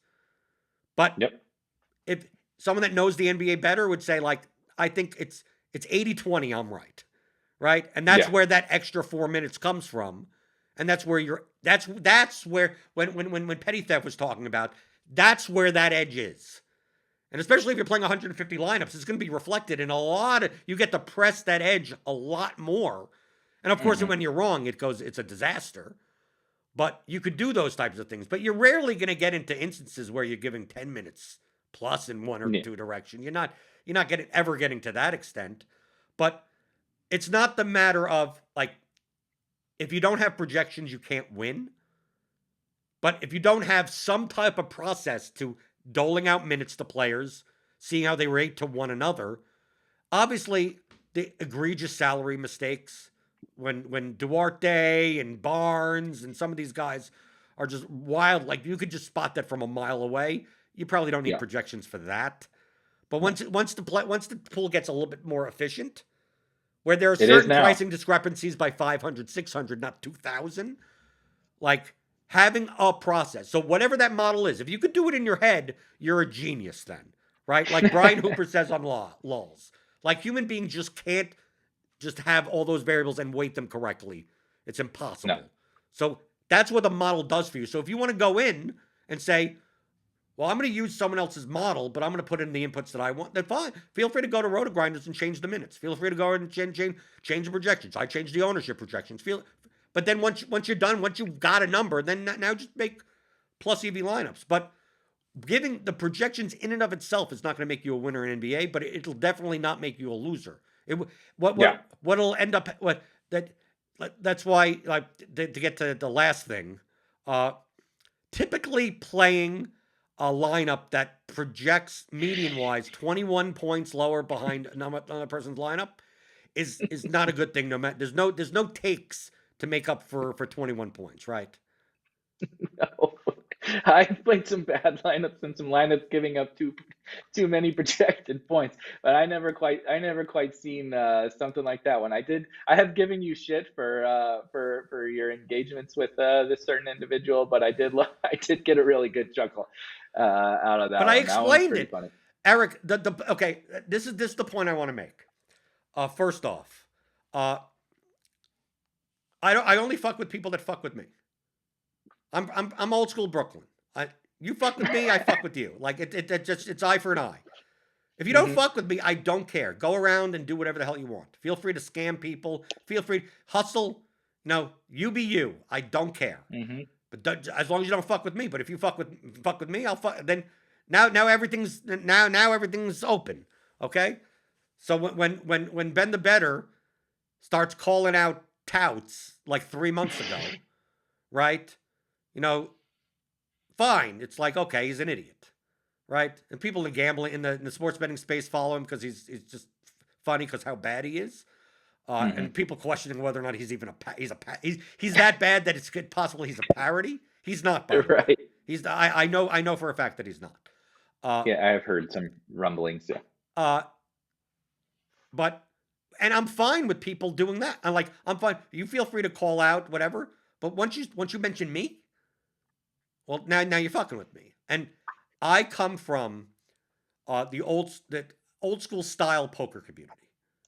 I want to call it old school. 2002 is not old school. But I played primarily live poker, okay? And I played primarily in underground games, live games, private games, more closed community. And your reputation is almost is like a FICO score. Yeah. Okay. So, if you didn't pay someone back, don't expect to ever be able to borrow money from anyone ever again. Like, that's it. People would pay people back over their own rent. Yeah. Because especially if you're under bankrolled, like, just getting back, it would be a regular occurrence that like, can I borrow $5,000 in games? And also a lot of times it wasn't necessarily, it was like for that night. It's like I'm someone would lose 2,000, they only brought 2,000. Like, can you spot me 1,000? Sure, but you'd like the next day you were at the game, you paid immediately, because if you didn't, you would never be able to do that again. Like, you would never be in a position to ever borrow money again. Same thing for paying bets, side bets, right? It could be even at the poker space. The Giants are going to win tomorrow. Or I'll bet. Someone will say like, oh, I remember I bet on someone said the Steelers are going to win tomorrow. This is like a long time ago. Steelers are going to win tomorrow outright. And I go, yeah, but they're a 7-point dog. Said no, they're winning outright. Said I'll even bet you even money. Like seriously? I go. He goes, yeah. I said, so how about $500? He goes, booked. So I'm betting a touchdown and a money. I mean, like, to me, that's EV. So I'm like, fine, $500. Yeah, I ended up losing. Steelers actually won outright, but literally he walked in 2 days later. First thing is like, look at those Steelers. He was a Steelers fan, right? So some dude that plays poker. And he goes, Steelers, did you see that Steelers game? Before I even answered, I had $500 in my hand. Like, I don't even want you to even have to mention that I owe you money. Like, I will have it in an envelope for you the first thing, like right there, because it's worth so much. How would I expect to make bets of that fucking stupidity, right? To get 7 points for nothing if you're known as someone that doesn't pay their bets, or I'll get it to you later, or here's 200, or no, you have to keep your reputation intact. So coming from that background, like in the DFS space, there isn't as much of that, but there's still a reputation factor as far as working at sites, as far as playing on sites, side bets, challenges. Who knows? Yep. I mean, I bet on the election not through sports books, through DMs. Yep. Right. So like, if I don't want anyone to possibly think that I'm a cheater, colluder, a welcher, someone that backs out of bets or anything like that. It's like, if I agree to something, I agree to something. My word is my bond, and that's it. I don't cheat. I don't collude. I don't do any of that. So if anyone's going to call me out for that, I'm going after you. Like that. Right. I bet on during the pandemic. You remember the Bales push-up challenge? Right. There was more money going around on side bets through Twitter DMs. I had to pay some of those.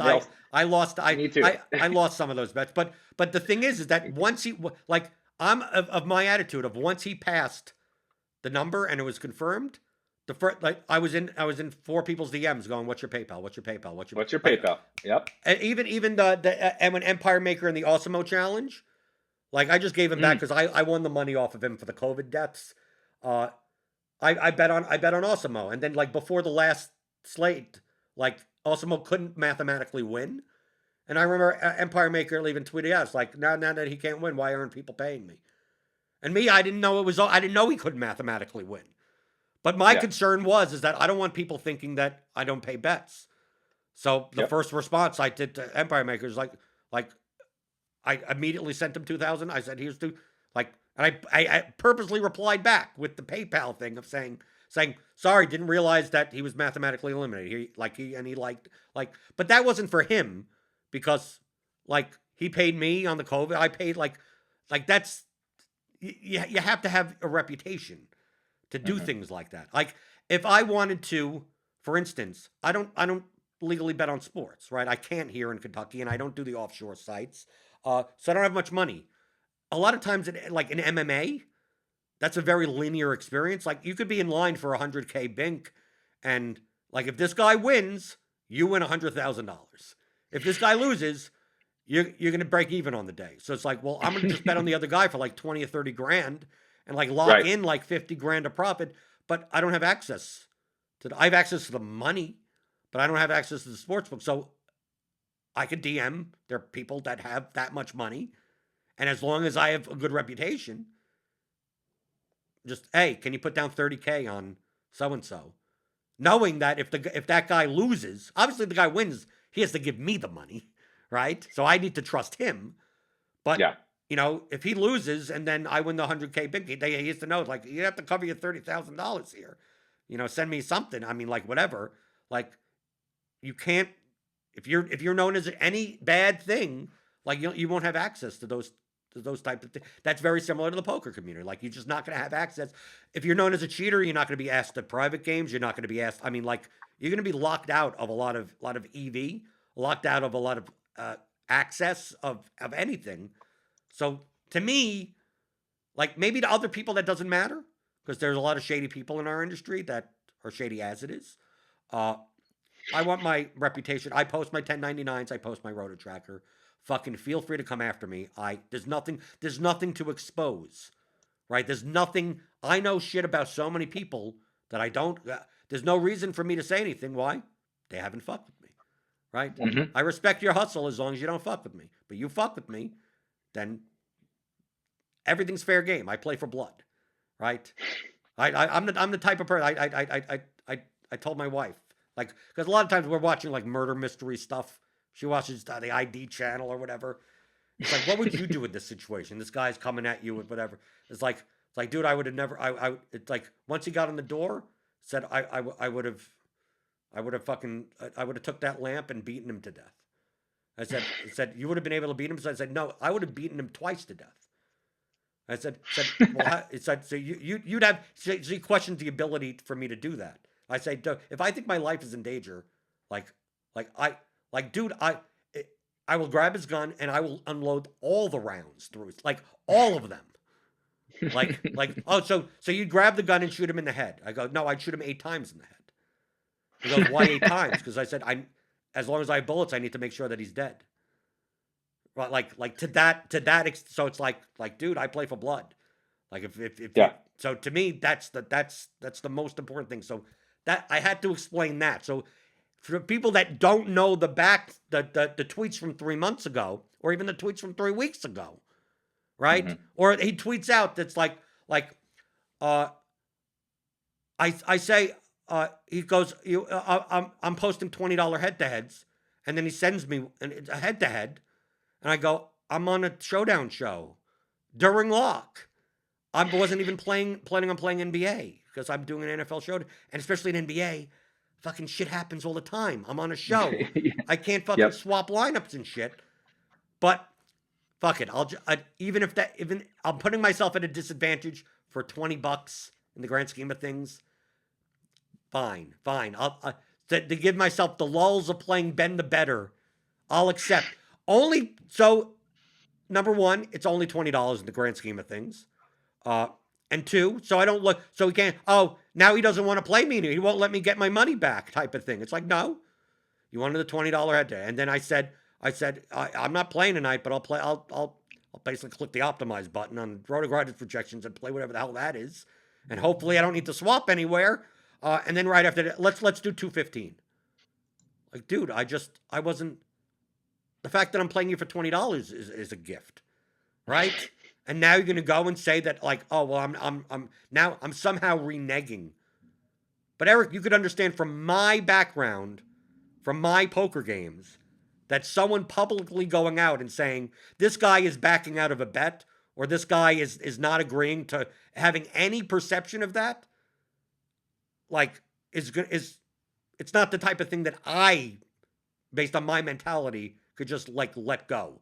Even though, well, who cares about Ben the Better? It's like, I care about the person 5 months from now that wants to bet on Trump winning the election when he's lost already. I mean, like, is that guy going to pay me? Is that, like, those types of things? Am I overreacting? And then that, in addition to that, when I do, and then people want to see it, right? After I do it, now people want, what is that? Now I'm getting messages. So who did he play? So I'll post it at the end. And then, since I do this podcast, since I do the pregame show, let me turn it into a teachable moment, right? And say, look, this is what I had my lineup at. This is what I had his lineup at. I don't know why he wanted to play this guy. If he wanted to do this, he could have done this lineup, and that would have been a reasonable, like, I'm still trying to teach other people. But, the byproduct of all of this, which makes, I'll say the byproduct, you give your input. I talk too much. I don't let you talk enough. That's the number one complaint. Because I have one more thing of the byproduct of all this, which makes it even stupider. But the first question is, do you, even though you may personally be like, in this scenario, go, like, I'm just not going to engage with this person at all. Just let them do whatever. But can you at least understand from my background? Maybe I'm overreacting, but at least it's understandable. 100%. So I'll give a not similar, but along the same line of thinking personal story that kind of describes how I feel pretty much the exact same way that you described. I don't know that I would shoot the guy 8 times in the head. That may be a little overkill, but maybe a couple. So during I was engaged we got engaged, like the year before the pandemic hit and everything.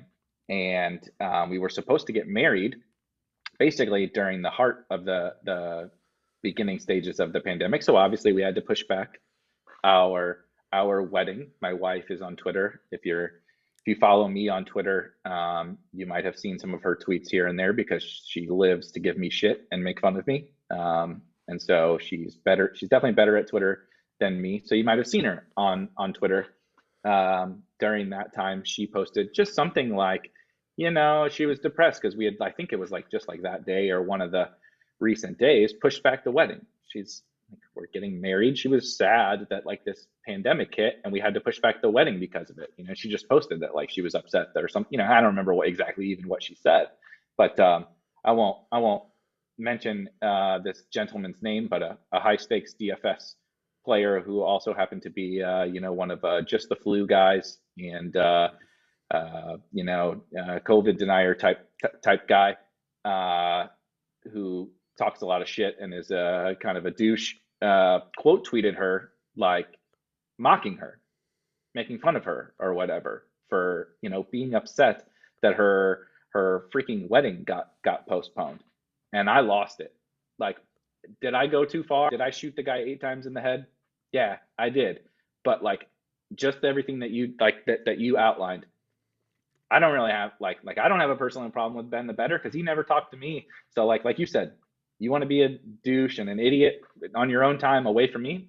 I don't really care. And most of the time those people are not going to be worth my time. But when you fuck with me and you fuck with mine, like I went after the dude and I'm like, don't you ever fucking like talk to my wife or talk down to my wife or quote tweet her again.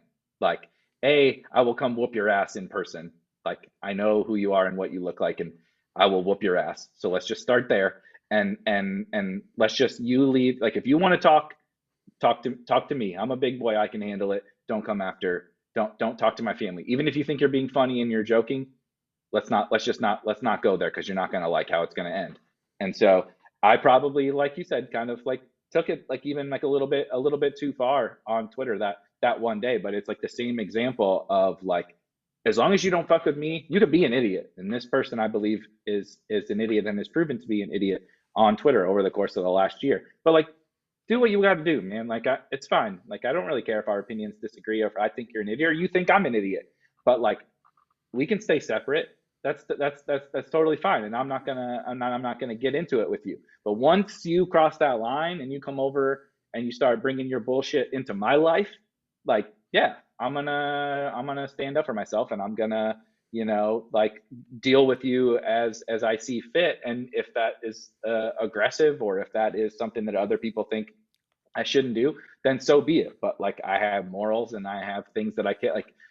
Are we going like our equation, right? Like my life equation, there are certain things that I value and I'm going to put at a higher priority, even if it's me doing something or being an asshole or whatever that somebody thinks I shouldn't do. There are things that I'm just going to stand up for that. And that's just, it just is what it is. And so I totally agree. Whether or not anyone agrees, right, about the specific situation, like there are just things that that's how it works for me. And I'm totally fine. I'm totally fine living by those rules. Right. I mean, and I don't even mind. You want to call and say I'm a garbage player? Okay, fine. That's an opinion. I think there are plenty of other people that are shitty players, right? I mean, that's perfectly fine. I don't say anything because what do I have to gain from saying anything? I don't, right? I want them to continue to play, so I don't give a shit. And if you call me a bad, like that's not what how does that affect me? If I was sitting down at a 9-player poker table, I want people to think I'm the worst player at the table. I mean, that's the whole point. That's how you make money, by fitting in, right? By not being the glasses and the headphones and not talking to anyone and playing, and we're gonna straddle every hand. It's like, oh, this is so negative EV. But if I don't straddle, then I'm not part of the group. I mean, that's part of the game. So I understand like the reaction of like, well, why do you want to teach him how to play better? This is where DFS and poker are the complete opposites, and it blows my mind, Eric. It blows my mind. In poker, you don't teach at the table. Like you don't discuss. When I play poker, I never discuss strategy. Off the table, there even players that I knew, whatever it was. Why did you raise here and did this? Well, it's like, well, the equity here works out that and I knew that he had the range of whatever. But at the actual table, if I go to the casino card room now here in over the river in Indiana, I'll sit there and I'll be chatty enough. I'll be whatever, but I'm not. I may say good hand. I may acknowledge, another good player knows that when I bet there, that I could see them look at me and go, "Oh, you knew when to value bet there." Like so we both like get each other's eyes and go, "Okay, like we both know what we're doing here, right?" Like those Right. types of things, but we're not going to explain that. At like it's like these unwritten. You could just tell by how people play, but I'm not going to sit there and like people like, well, with Ace Queen, do you do this and like no, we'll talk about the sports game or something like that. Uh, so I understand you don't want to make the players better, but that's also in person, right? You also don't Yeah. want to berate bad players in person because that makes them not want to play, right? You want the bad players to be enjoying themselves and dumping their money. Okay?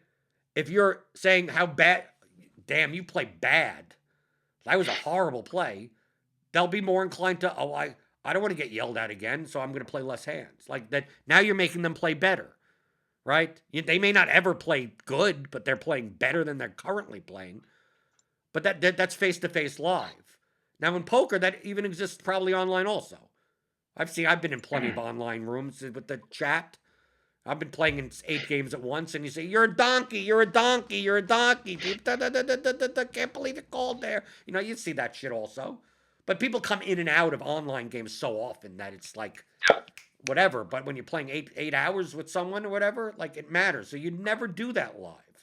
Like that's so detrimental to you, and especially in the underground scene in New York City, you're playing against a lot of the same people over and over again.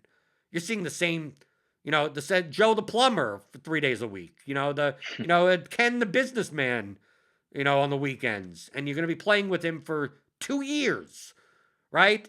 And he's on average dumping $1,000 every weekend. I mean, like, why would I want these people to get better, right? So I'm going to hang around with them. DFS, it works the complete opposite way, and it's so ridiculous that since I've posted Ben the Better, since I posted my lineups, right? Here's the matchup. There are more people that have told me how bad my lineup was than anything else. And people that are sending me head-to-heads. Damn, I need to do that. Here's and Davis Maddock, it works the same way with the Gilcast, and Levitan says the same thing, right? He can't turn down this action. Even after explaining and showing how to build cash flow. I mean, like, you're teaching people how to play, and they're telling you, no, you're wrong, and I want to play you, which is what you never see in poker. So, like in DFS, I'm getting messages saying, either one or two things. It's like, oh, you're just pressing a button on an optimizer. I could beat you.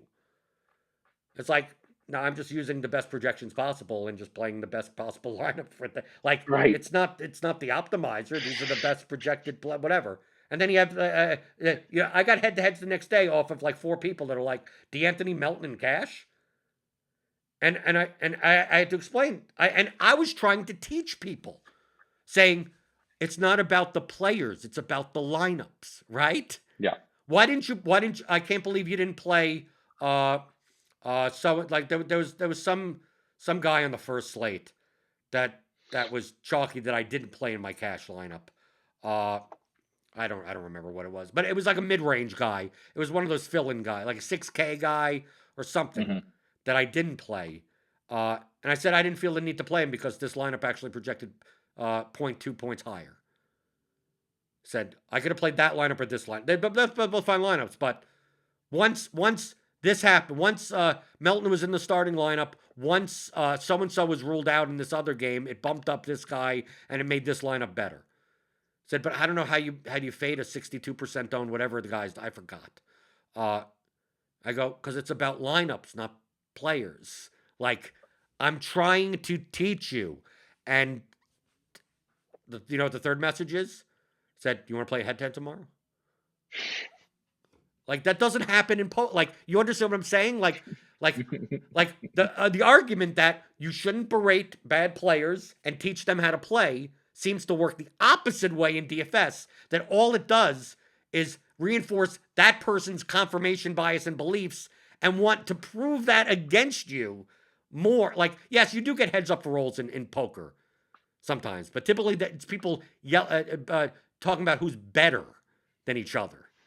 Mm-hmm. Not like, oh, you're bad or whatever. Like it doesn't work with the bad players. It's more of like players that are above average, that are, dick waving each other, right? Yeah. Heads up for rolls. You don't see heads up for rolls against a bad player. It's typically two high stakes players that want to just fucking, slap their own dicks. But in DFS, it works the complete opposite way. It's like I could just go on Twitter and berate people, and then they go, well, I'm going to send you head to. I'm getting head to heads now. And I'm going. This should be the complete opposite. If the point is that you should not want to play me now. And no, people are looking, going, oh, I see what you're doing. I see what your process is, and I think you're the fish. Really? And even if you disagree, you shouldn't want to go after the person that clearly at least has a thoughtful like even if you think your exact implementation of that process or little minor things about that process are not perfectly optimal, like it's still clearly an informed player who knows what they're doing, who has a good process. It's like just because you slightly disagree, you're at best you're still coin flipping that person. So what are you? Why is that the Right. person that you want to go after? Well, someone responded back, which was correct, because they were questioning why wouldn't I play him for $215, right? Like on that one slate, it's like because I already agreed to play him for 20 when I wasn't even going to play at all. So why am I at? Well, because you're scared of losing. I don't play based on being scared or not being scared. I play Yeah. based on making money. So if I'm not playing the slate specifically because I can't play it 100% because I will be distracted at a time where there could be this guy out, this starting lineup change or whatever, and I'm not going to be able to swap. So that's the reason I am not playing. But you took the $20 head to head. It's like, that's probably a bad decision also. But I think that my disadvantage, I think Ben the better is awful enough that I still think I'm above the rake. I'm 55-45 even in that spot. So for 20 bucks, fuck it. For a 55-45, even 60 foot, like just so people like, I'll post your head to head on Twitter. Okay, I'll do it for the entertainment value. And if he beats me, so be it. Whatever. Yep. And then after doing the 20, why am I? Imagine going to someone. It's like, I'll bet you $100 on this, Eric. And you go, okay, I'll take it. Said, let's make it $100,000. And then you go, no, I'm not gonna. Oh, what are you scared? And like that's it doesn't matter the level of like, well, what's $215 to you? Like, it's $215 more than I wanted to play tonight at all. So like, whatever. And then someone's gonna come in and say, if you really thought you were sick this much, and you have a $200,000 bankroll, you should be playing him in a $10,000 head to head. It's like, dude, this isn't. Yes. By the Kelly criterion, how often am I going to be able to play Ben the better to a head to head before he stops, right? Yeah. If you tell me that he's going to play me in 50 head to heads, I will probably have no problem playing him in probably somewhere between $2,000 and $5,000 a head to head. He doesn't have that role to do it, but based on what I'm seeing, I would if I could play him 50 times. But once, dude, are you going all in ace 9 versus jack 4? Like, not like, you're ahead with ace 9, but you're not like, dude, you're 60-40. Like, why put yourself at risk? What it comes down to that equation thing again of like, Yep. what's your Perfect. Yeah. equation? But the thing is, I gotta respond to that because I don't want, if you don't see the previous conversation, if you don't see previous tweets, if you don't see the thread, it looks like that I'm backing out of a bet. So I got, what am I tell? And I got some other dude fucking from poker player from 15 fucking years ago, Jeopardy winner Alex Jacob. Fucking, I think he's helping Ben play, doing a horrible job at it, by the way. Saying, what does your reputation matter when you play DFS against the sites? It's like, you've never made side bets before. You like, dude, did you don't call out people? And he's like, well, he's a new player. You had to give, you shouldn't want to have to teach him. He's saying all these other things and going, well, the thing is, like, I post my head-to-heads. I'm not, just take one. Ben the Better said on Friday he wasn't playing head-to-heads. He told that on his Twitter timeline. And you know what he did? He took one of my 50s, which I'm fine with. But I wouldn't have said, normally I wouldn't say nothing. I would just take his money quietly and let him keep on taking $50 head-to-heads. But he specifically is calling out multiple people that I know in the DFS space, and he's lying about it. So looks like, and then he plays a lineup that's with Mitchell Robinson in it for whatever the fuck reason, right? I think it comes around to in DFS, I think that equation has too much ego in it. What I think I get more of the, I mean, just from even other analysts, touts, or whatever. Like, and Eric, would this be, I don't say controversial to say, but do you think, I don't want to sound like I'm not like I'm because it'll sound like I'm full of myself to project this onto other people. Do you think people don't get me? I'm saying, get personality wise. Like, the number one thing, you're condescending, you're like all this blunt, and you interrupt people, and you think you're a know-it-all. Do you think that I'm actually the complete, I'm like, if you talk to me outside of me yelling on YouTube or something, if you watch the pregame show, like, I'm willing to teach everything that I know and give you as much time. People have DM'd me saying, I don't understand this, blah, blah, blah. And I've said, here's my number, call me now. And I've talked to them on the phone for an hour and tried to teach them how to play and then all that type of stuff. Do you think that, like, they project their own equation that involves ego onto me? And they go, well, you're doing this to show that like, I'm doing this to teach people and make money. And understand that I'm a New Yorker. So like I'm a classic, that type of, so maybe you overestimate that, but you're looking at my tweets and my stuff. And a lot of times I'm just trying to be funny. I'm just trying to have the lulls on Twitter and whatever and joke around that, because ego is so important to them that they go, well, the only reason that's why the Alex Jacobs saying, oh, you're dunking on people. If I was dunking on people, I'd put fucking gifs and put the clown face on and do whatever. I wouldn't distinctly go out and say, here are how both of my projected lineups were, and here's how he could have made a lineup with these players if he prioritized. Like, I wouldn't be doing that. Ego is not part of that. I didn't play him in a 215 because I was scared of getting a bruised ego of 215. It's because I play for money, and if I can't play at 100%, why am I playing at all? Truthfully, the $20 I technically shouldn't have, right? But I did anyway. So like all these types of things, it just feels like getting back to that what's your equation?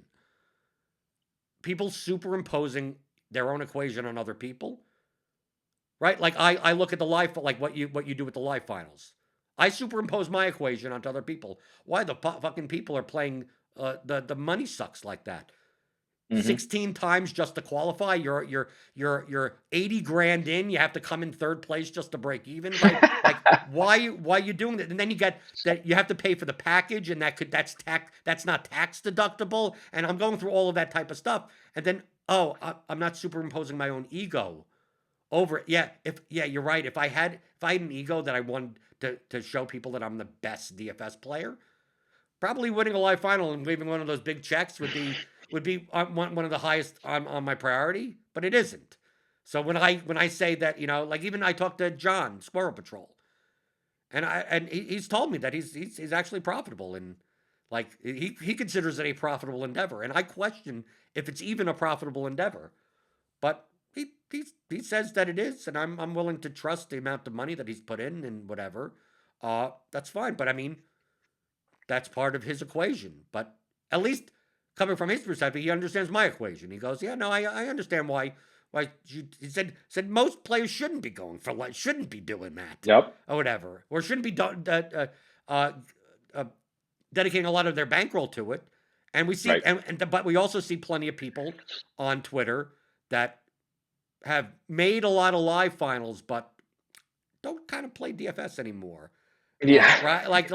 Like they're multi-time live finalists that somehow have not played a contest in years. I mean, like, well, yeah, because you've made 16 live finals and not have cashed and missed cash in 12 of them and have 4 min cashes, and you're down like God knows how much money in them. But your ego for someone's ego, that sounds like you're a big like.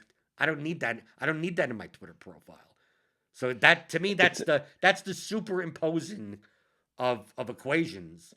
And so Eric, do you think I'm overboard by saying that? Like I am a little condescending. You're right. I am a little. I am. I like showing people that I know what I'm talking about. I do, but not to the. I don't think I have that much of an ego. I think people just I think just think that they think that that's what touts have, and they would have an ego in that spot, so they think that that's why I'm doing things. I think that that's like kind of the perfect synopsis and like final point to this like equation conversation because like I couldn't agree more that like it's like DFS gambling definitely for me being in like the best ball and like fantasy football, side of things, it's huge in that space where like people project their own ego, like you said, their own sometimes insecurity, their own whatever, insert emotion or insert variable onto everyone else. And like same as you, like I think that's why we get along and work well together is because we talk about this all the time that we're so very different but yet so very very similar. Like I think everybody is condescending at a certain point, and it happens to me too, but it's not even really like I'm trying to be like an asshole. I think I am kind of an asshole, but like not in a like if you met me in person or like anyone that knows me, my friends, family and stuff, like they're like he's sarcastic. Hmm. He like fucks around and like makes jokes, but like that's just like how I was raised. Like if you couldn't make it with my friend group and my family, like you couldn't make it at my family Christmas if you can't handle my Twitter jokes. Like if I'm offending you, making fun of running backs on Twitter, like don't even come to my family holidays. Like you were not gonna make it. So like that's just like how I am. It's not like maybe I am a bad person and I'm just misinterpreting myself, but like that's just like how we interact. Like that's how my friends Right, like we Eric. don't like say Anytime me or you starts a tweet with the word imagine, automatically take it as ironic. yeah It's we're making fun of the people that say that seriously. And people come yeah back at and you and go, well, imagine taking a running back at what, and they go, well, if I took blah blah blah, like, dude, it's a fucking joke. Like, why you respond? Like, it's every supposed to be a time joke. every time and so it's all so like I was mentioning the fantasy football thing because that's the best example. Like I make like, almost never a serious tweet, like once a week maybe, like fantasy football related. The rest is like like the Kyle Pitts thing. Everybody was saying, "Oh, you can't take Kyle Pitts. He's a rookie tight end or whatever." So I like to make jokes about that. The running back thing is easy. I like to make jokes about that. And every single time, sure as shit, if another injury, right? Josh Jacobs hurt, Miles Sanders hurt. I could easily make another there's low-hanging fruit, right? The toss of a softball, I can make a running back joke, and multiple people will reply, yeah, but what about Derrick Henry? Like, no shit, dude. It's just a joke. I'm obviously aware of what Derrick Henry is doing. Like, how dumb, like, you're projecting ignorance onto like, how stupid do you think the person is? No, Like, well, I get but paid that's to what talk they're about. used to. But Eric, in fantasy football space, I'm not talking about DFS Twitter, but fantasy Yeah, football Twitter, it's constant. It's constant, like takes. My take was yeah, right and your take was wrong. So they assume, right? When you say, oh, Kyle Pitts or whatever, the person reading that coming from fantasy football Twitter is they're used to seeing that as, oh, because the only reason they're writing that is because they had a lot of Kyle Pitts and they had a Kyle Pitts take, and they got yeah. the first 3 weeks. People are like, "Oh, Kyle Pitts sucks," and now they get to take the victory lap. And it's like, no, you're making fun of the people that do. Like, the tweet is based. Yes. Like, you could say the imagined tweet, even if you took no Kyle Pitts. Just like you're just taking memes from the community and just making, like tight ends in showdown. It's like, that's okay. Got to play all the time. Yeah, It's like, and then a yeah. tight end scores and oh, great call. It was a joke. I didn't call anything. I'm not calling anything. So, but that's a projecting thing also, when the audience is so used to, like, kind of the bravado of takes and victory laps, that they just assume that, like, oh, anything that anyone in this space is saying is meant to dunk on other people that said Yeah, something right. differently, when frankly, I mean, you know me, I don't even give a shit at all. That's why I try to stay away from the sports takes. Even I consider, when I tweeted out yesterday, 2021 Cooper Kupp is 2019 Michael Thomas. I'm like, I don't even know if I tweet this out, because I don't want to get 17 responses of, well, Cooper Kupp in that 20, dude, this was not even a sports take. This was just a not a, I have a lot of Cooper Kupp. It's like, dude, like, $8,400 Cooper Kupp, he could be a $9,500 player. But maybe I'm wrong. Like, I'm playing him in DFS. I don't have 54% of him in best ball. I didn't put him on my sit start list. I don't give a fuck. Right? He was projected for 1 point higher than Devontae Adams in my aggregate model this week, so I played him. If Adams was rejected one more than Kupp, I would have played Adams and lost. It has nothing to do with that. Right? I just see his roots and whatever, and I go, well, this looks like this. I look back at Michael Thomas from 2019 when he was 9,000, and I was playing him over Christian McCaffrey, and while people didn't catch on to that, and I'm like, here you go. Here's something that I notice. I'm not victory lapping. I'm pointing. I'm teaching. I'm like, would you agree that this? Oh yes, this is the case. Maybe we should be playing him at 9,000. Not the responses of like, oh, now you talk. Like, dude, I'm not fucking doing anything. Why are you putting a voice on these tweets like I'm doing? Once I start cursing and call you fucking asshole, then you can put a voice on those tweets, right? Yep. But no, perfect. I mean, absolutely perfect, like, kind of synopsis of the equation thing. The ego thing is a big part of a lot. Ego, insert any other kind of emotion or whatever, I think is a big part of too many people's equation. And even though I may seem in my asshole sarcastic tweets like I am also that way, I assure you that I am not. I assure you that Blender, despite being a condescending prick, is not. It's all jokes. We're all just trying to. Yeah, I feel like I wrap up every podcast episode being like, I promise you, I'm just trying to have fun and make money. You, Mr. Random Joe 6432947 on Twitter, I don't give a shit about you or your football takes. I'm just trying to fuck around and have a good time and make some money. And like, let's all like take a step back. Like, I'm trying to implement my equation, right? I'm trying to solve my equation for all the factors that I want it to be in, and having fun and making money are like, that's the root of most of it. And so like, let's just take a step back with the oh, well, you think Cooper Kupp is Michael Thomas, or oh, like how much Kyle Pitts do you have, or oh, did you see Derrick Henry? Like, let's just all take a step back Well, and the same thing. Same thing with the DFS stuff. I mean, I'm truly trying to teach people.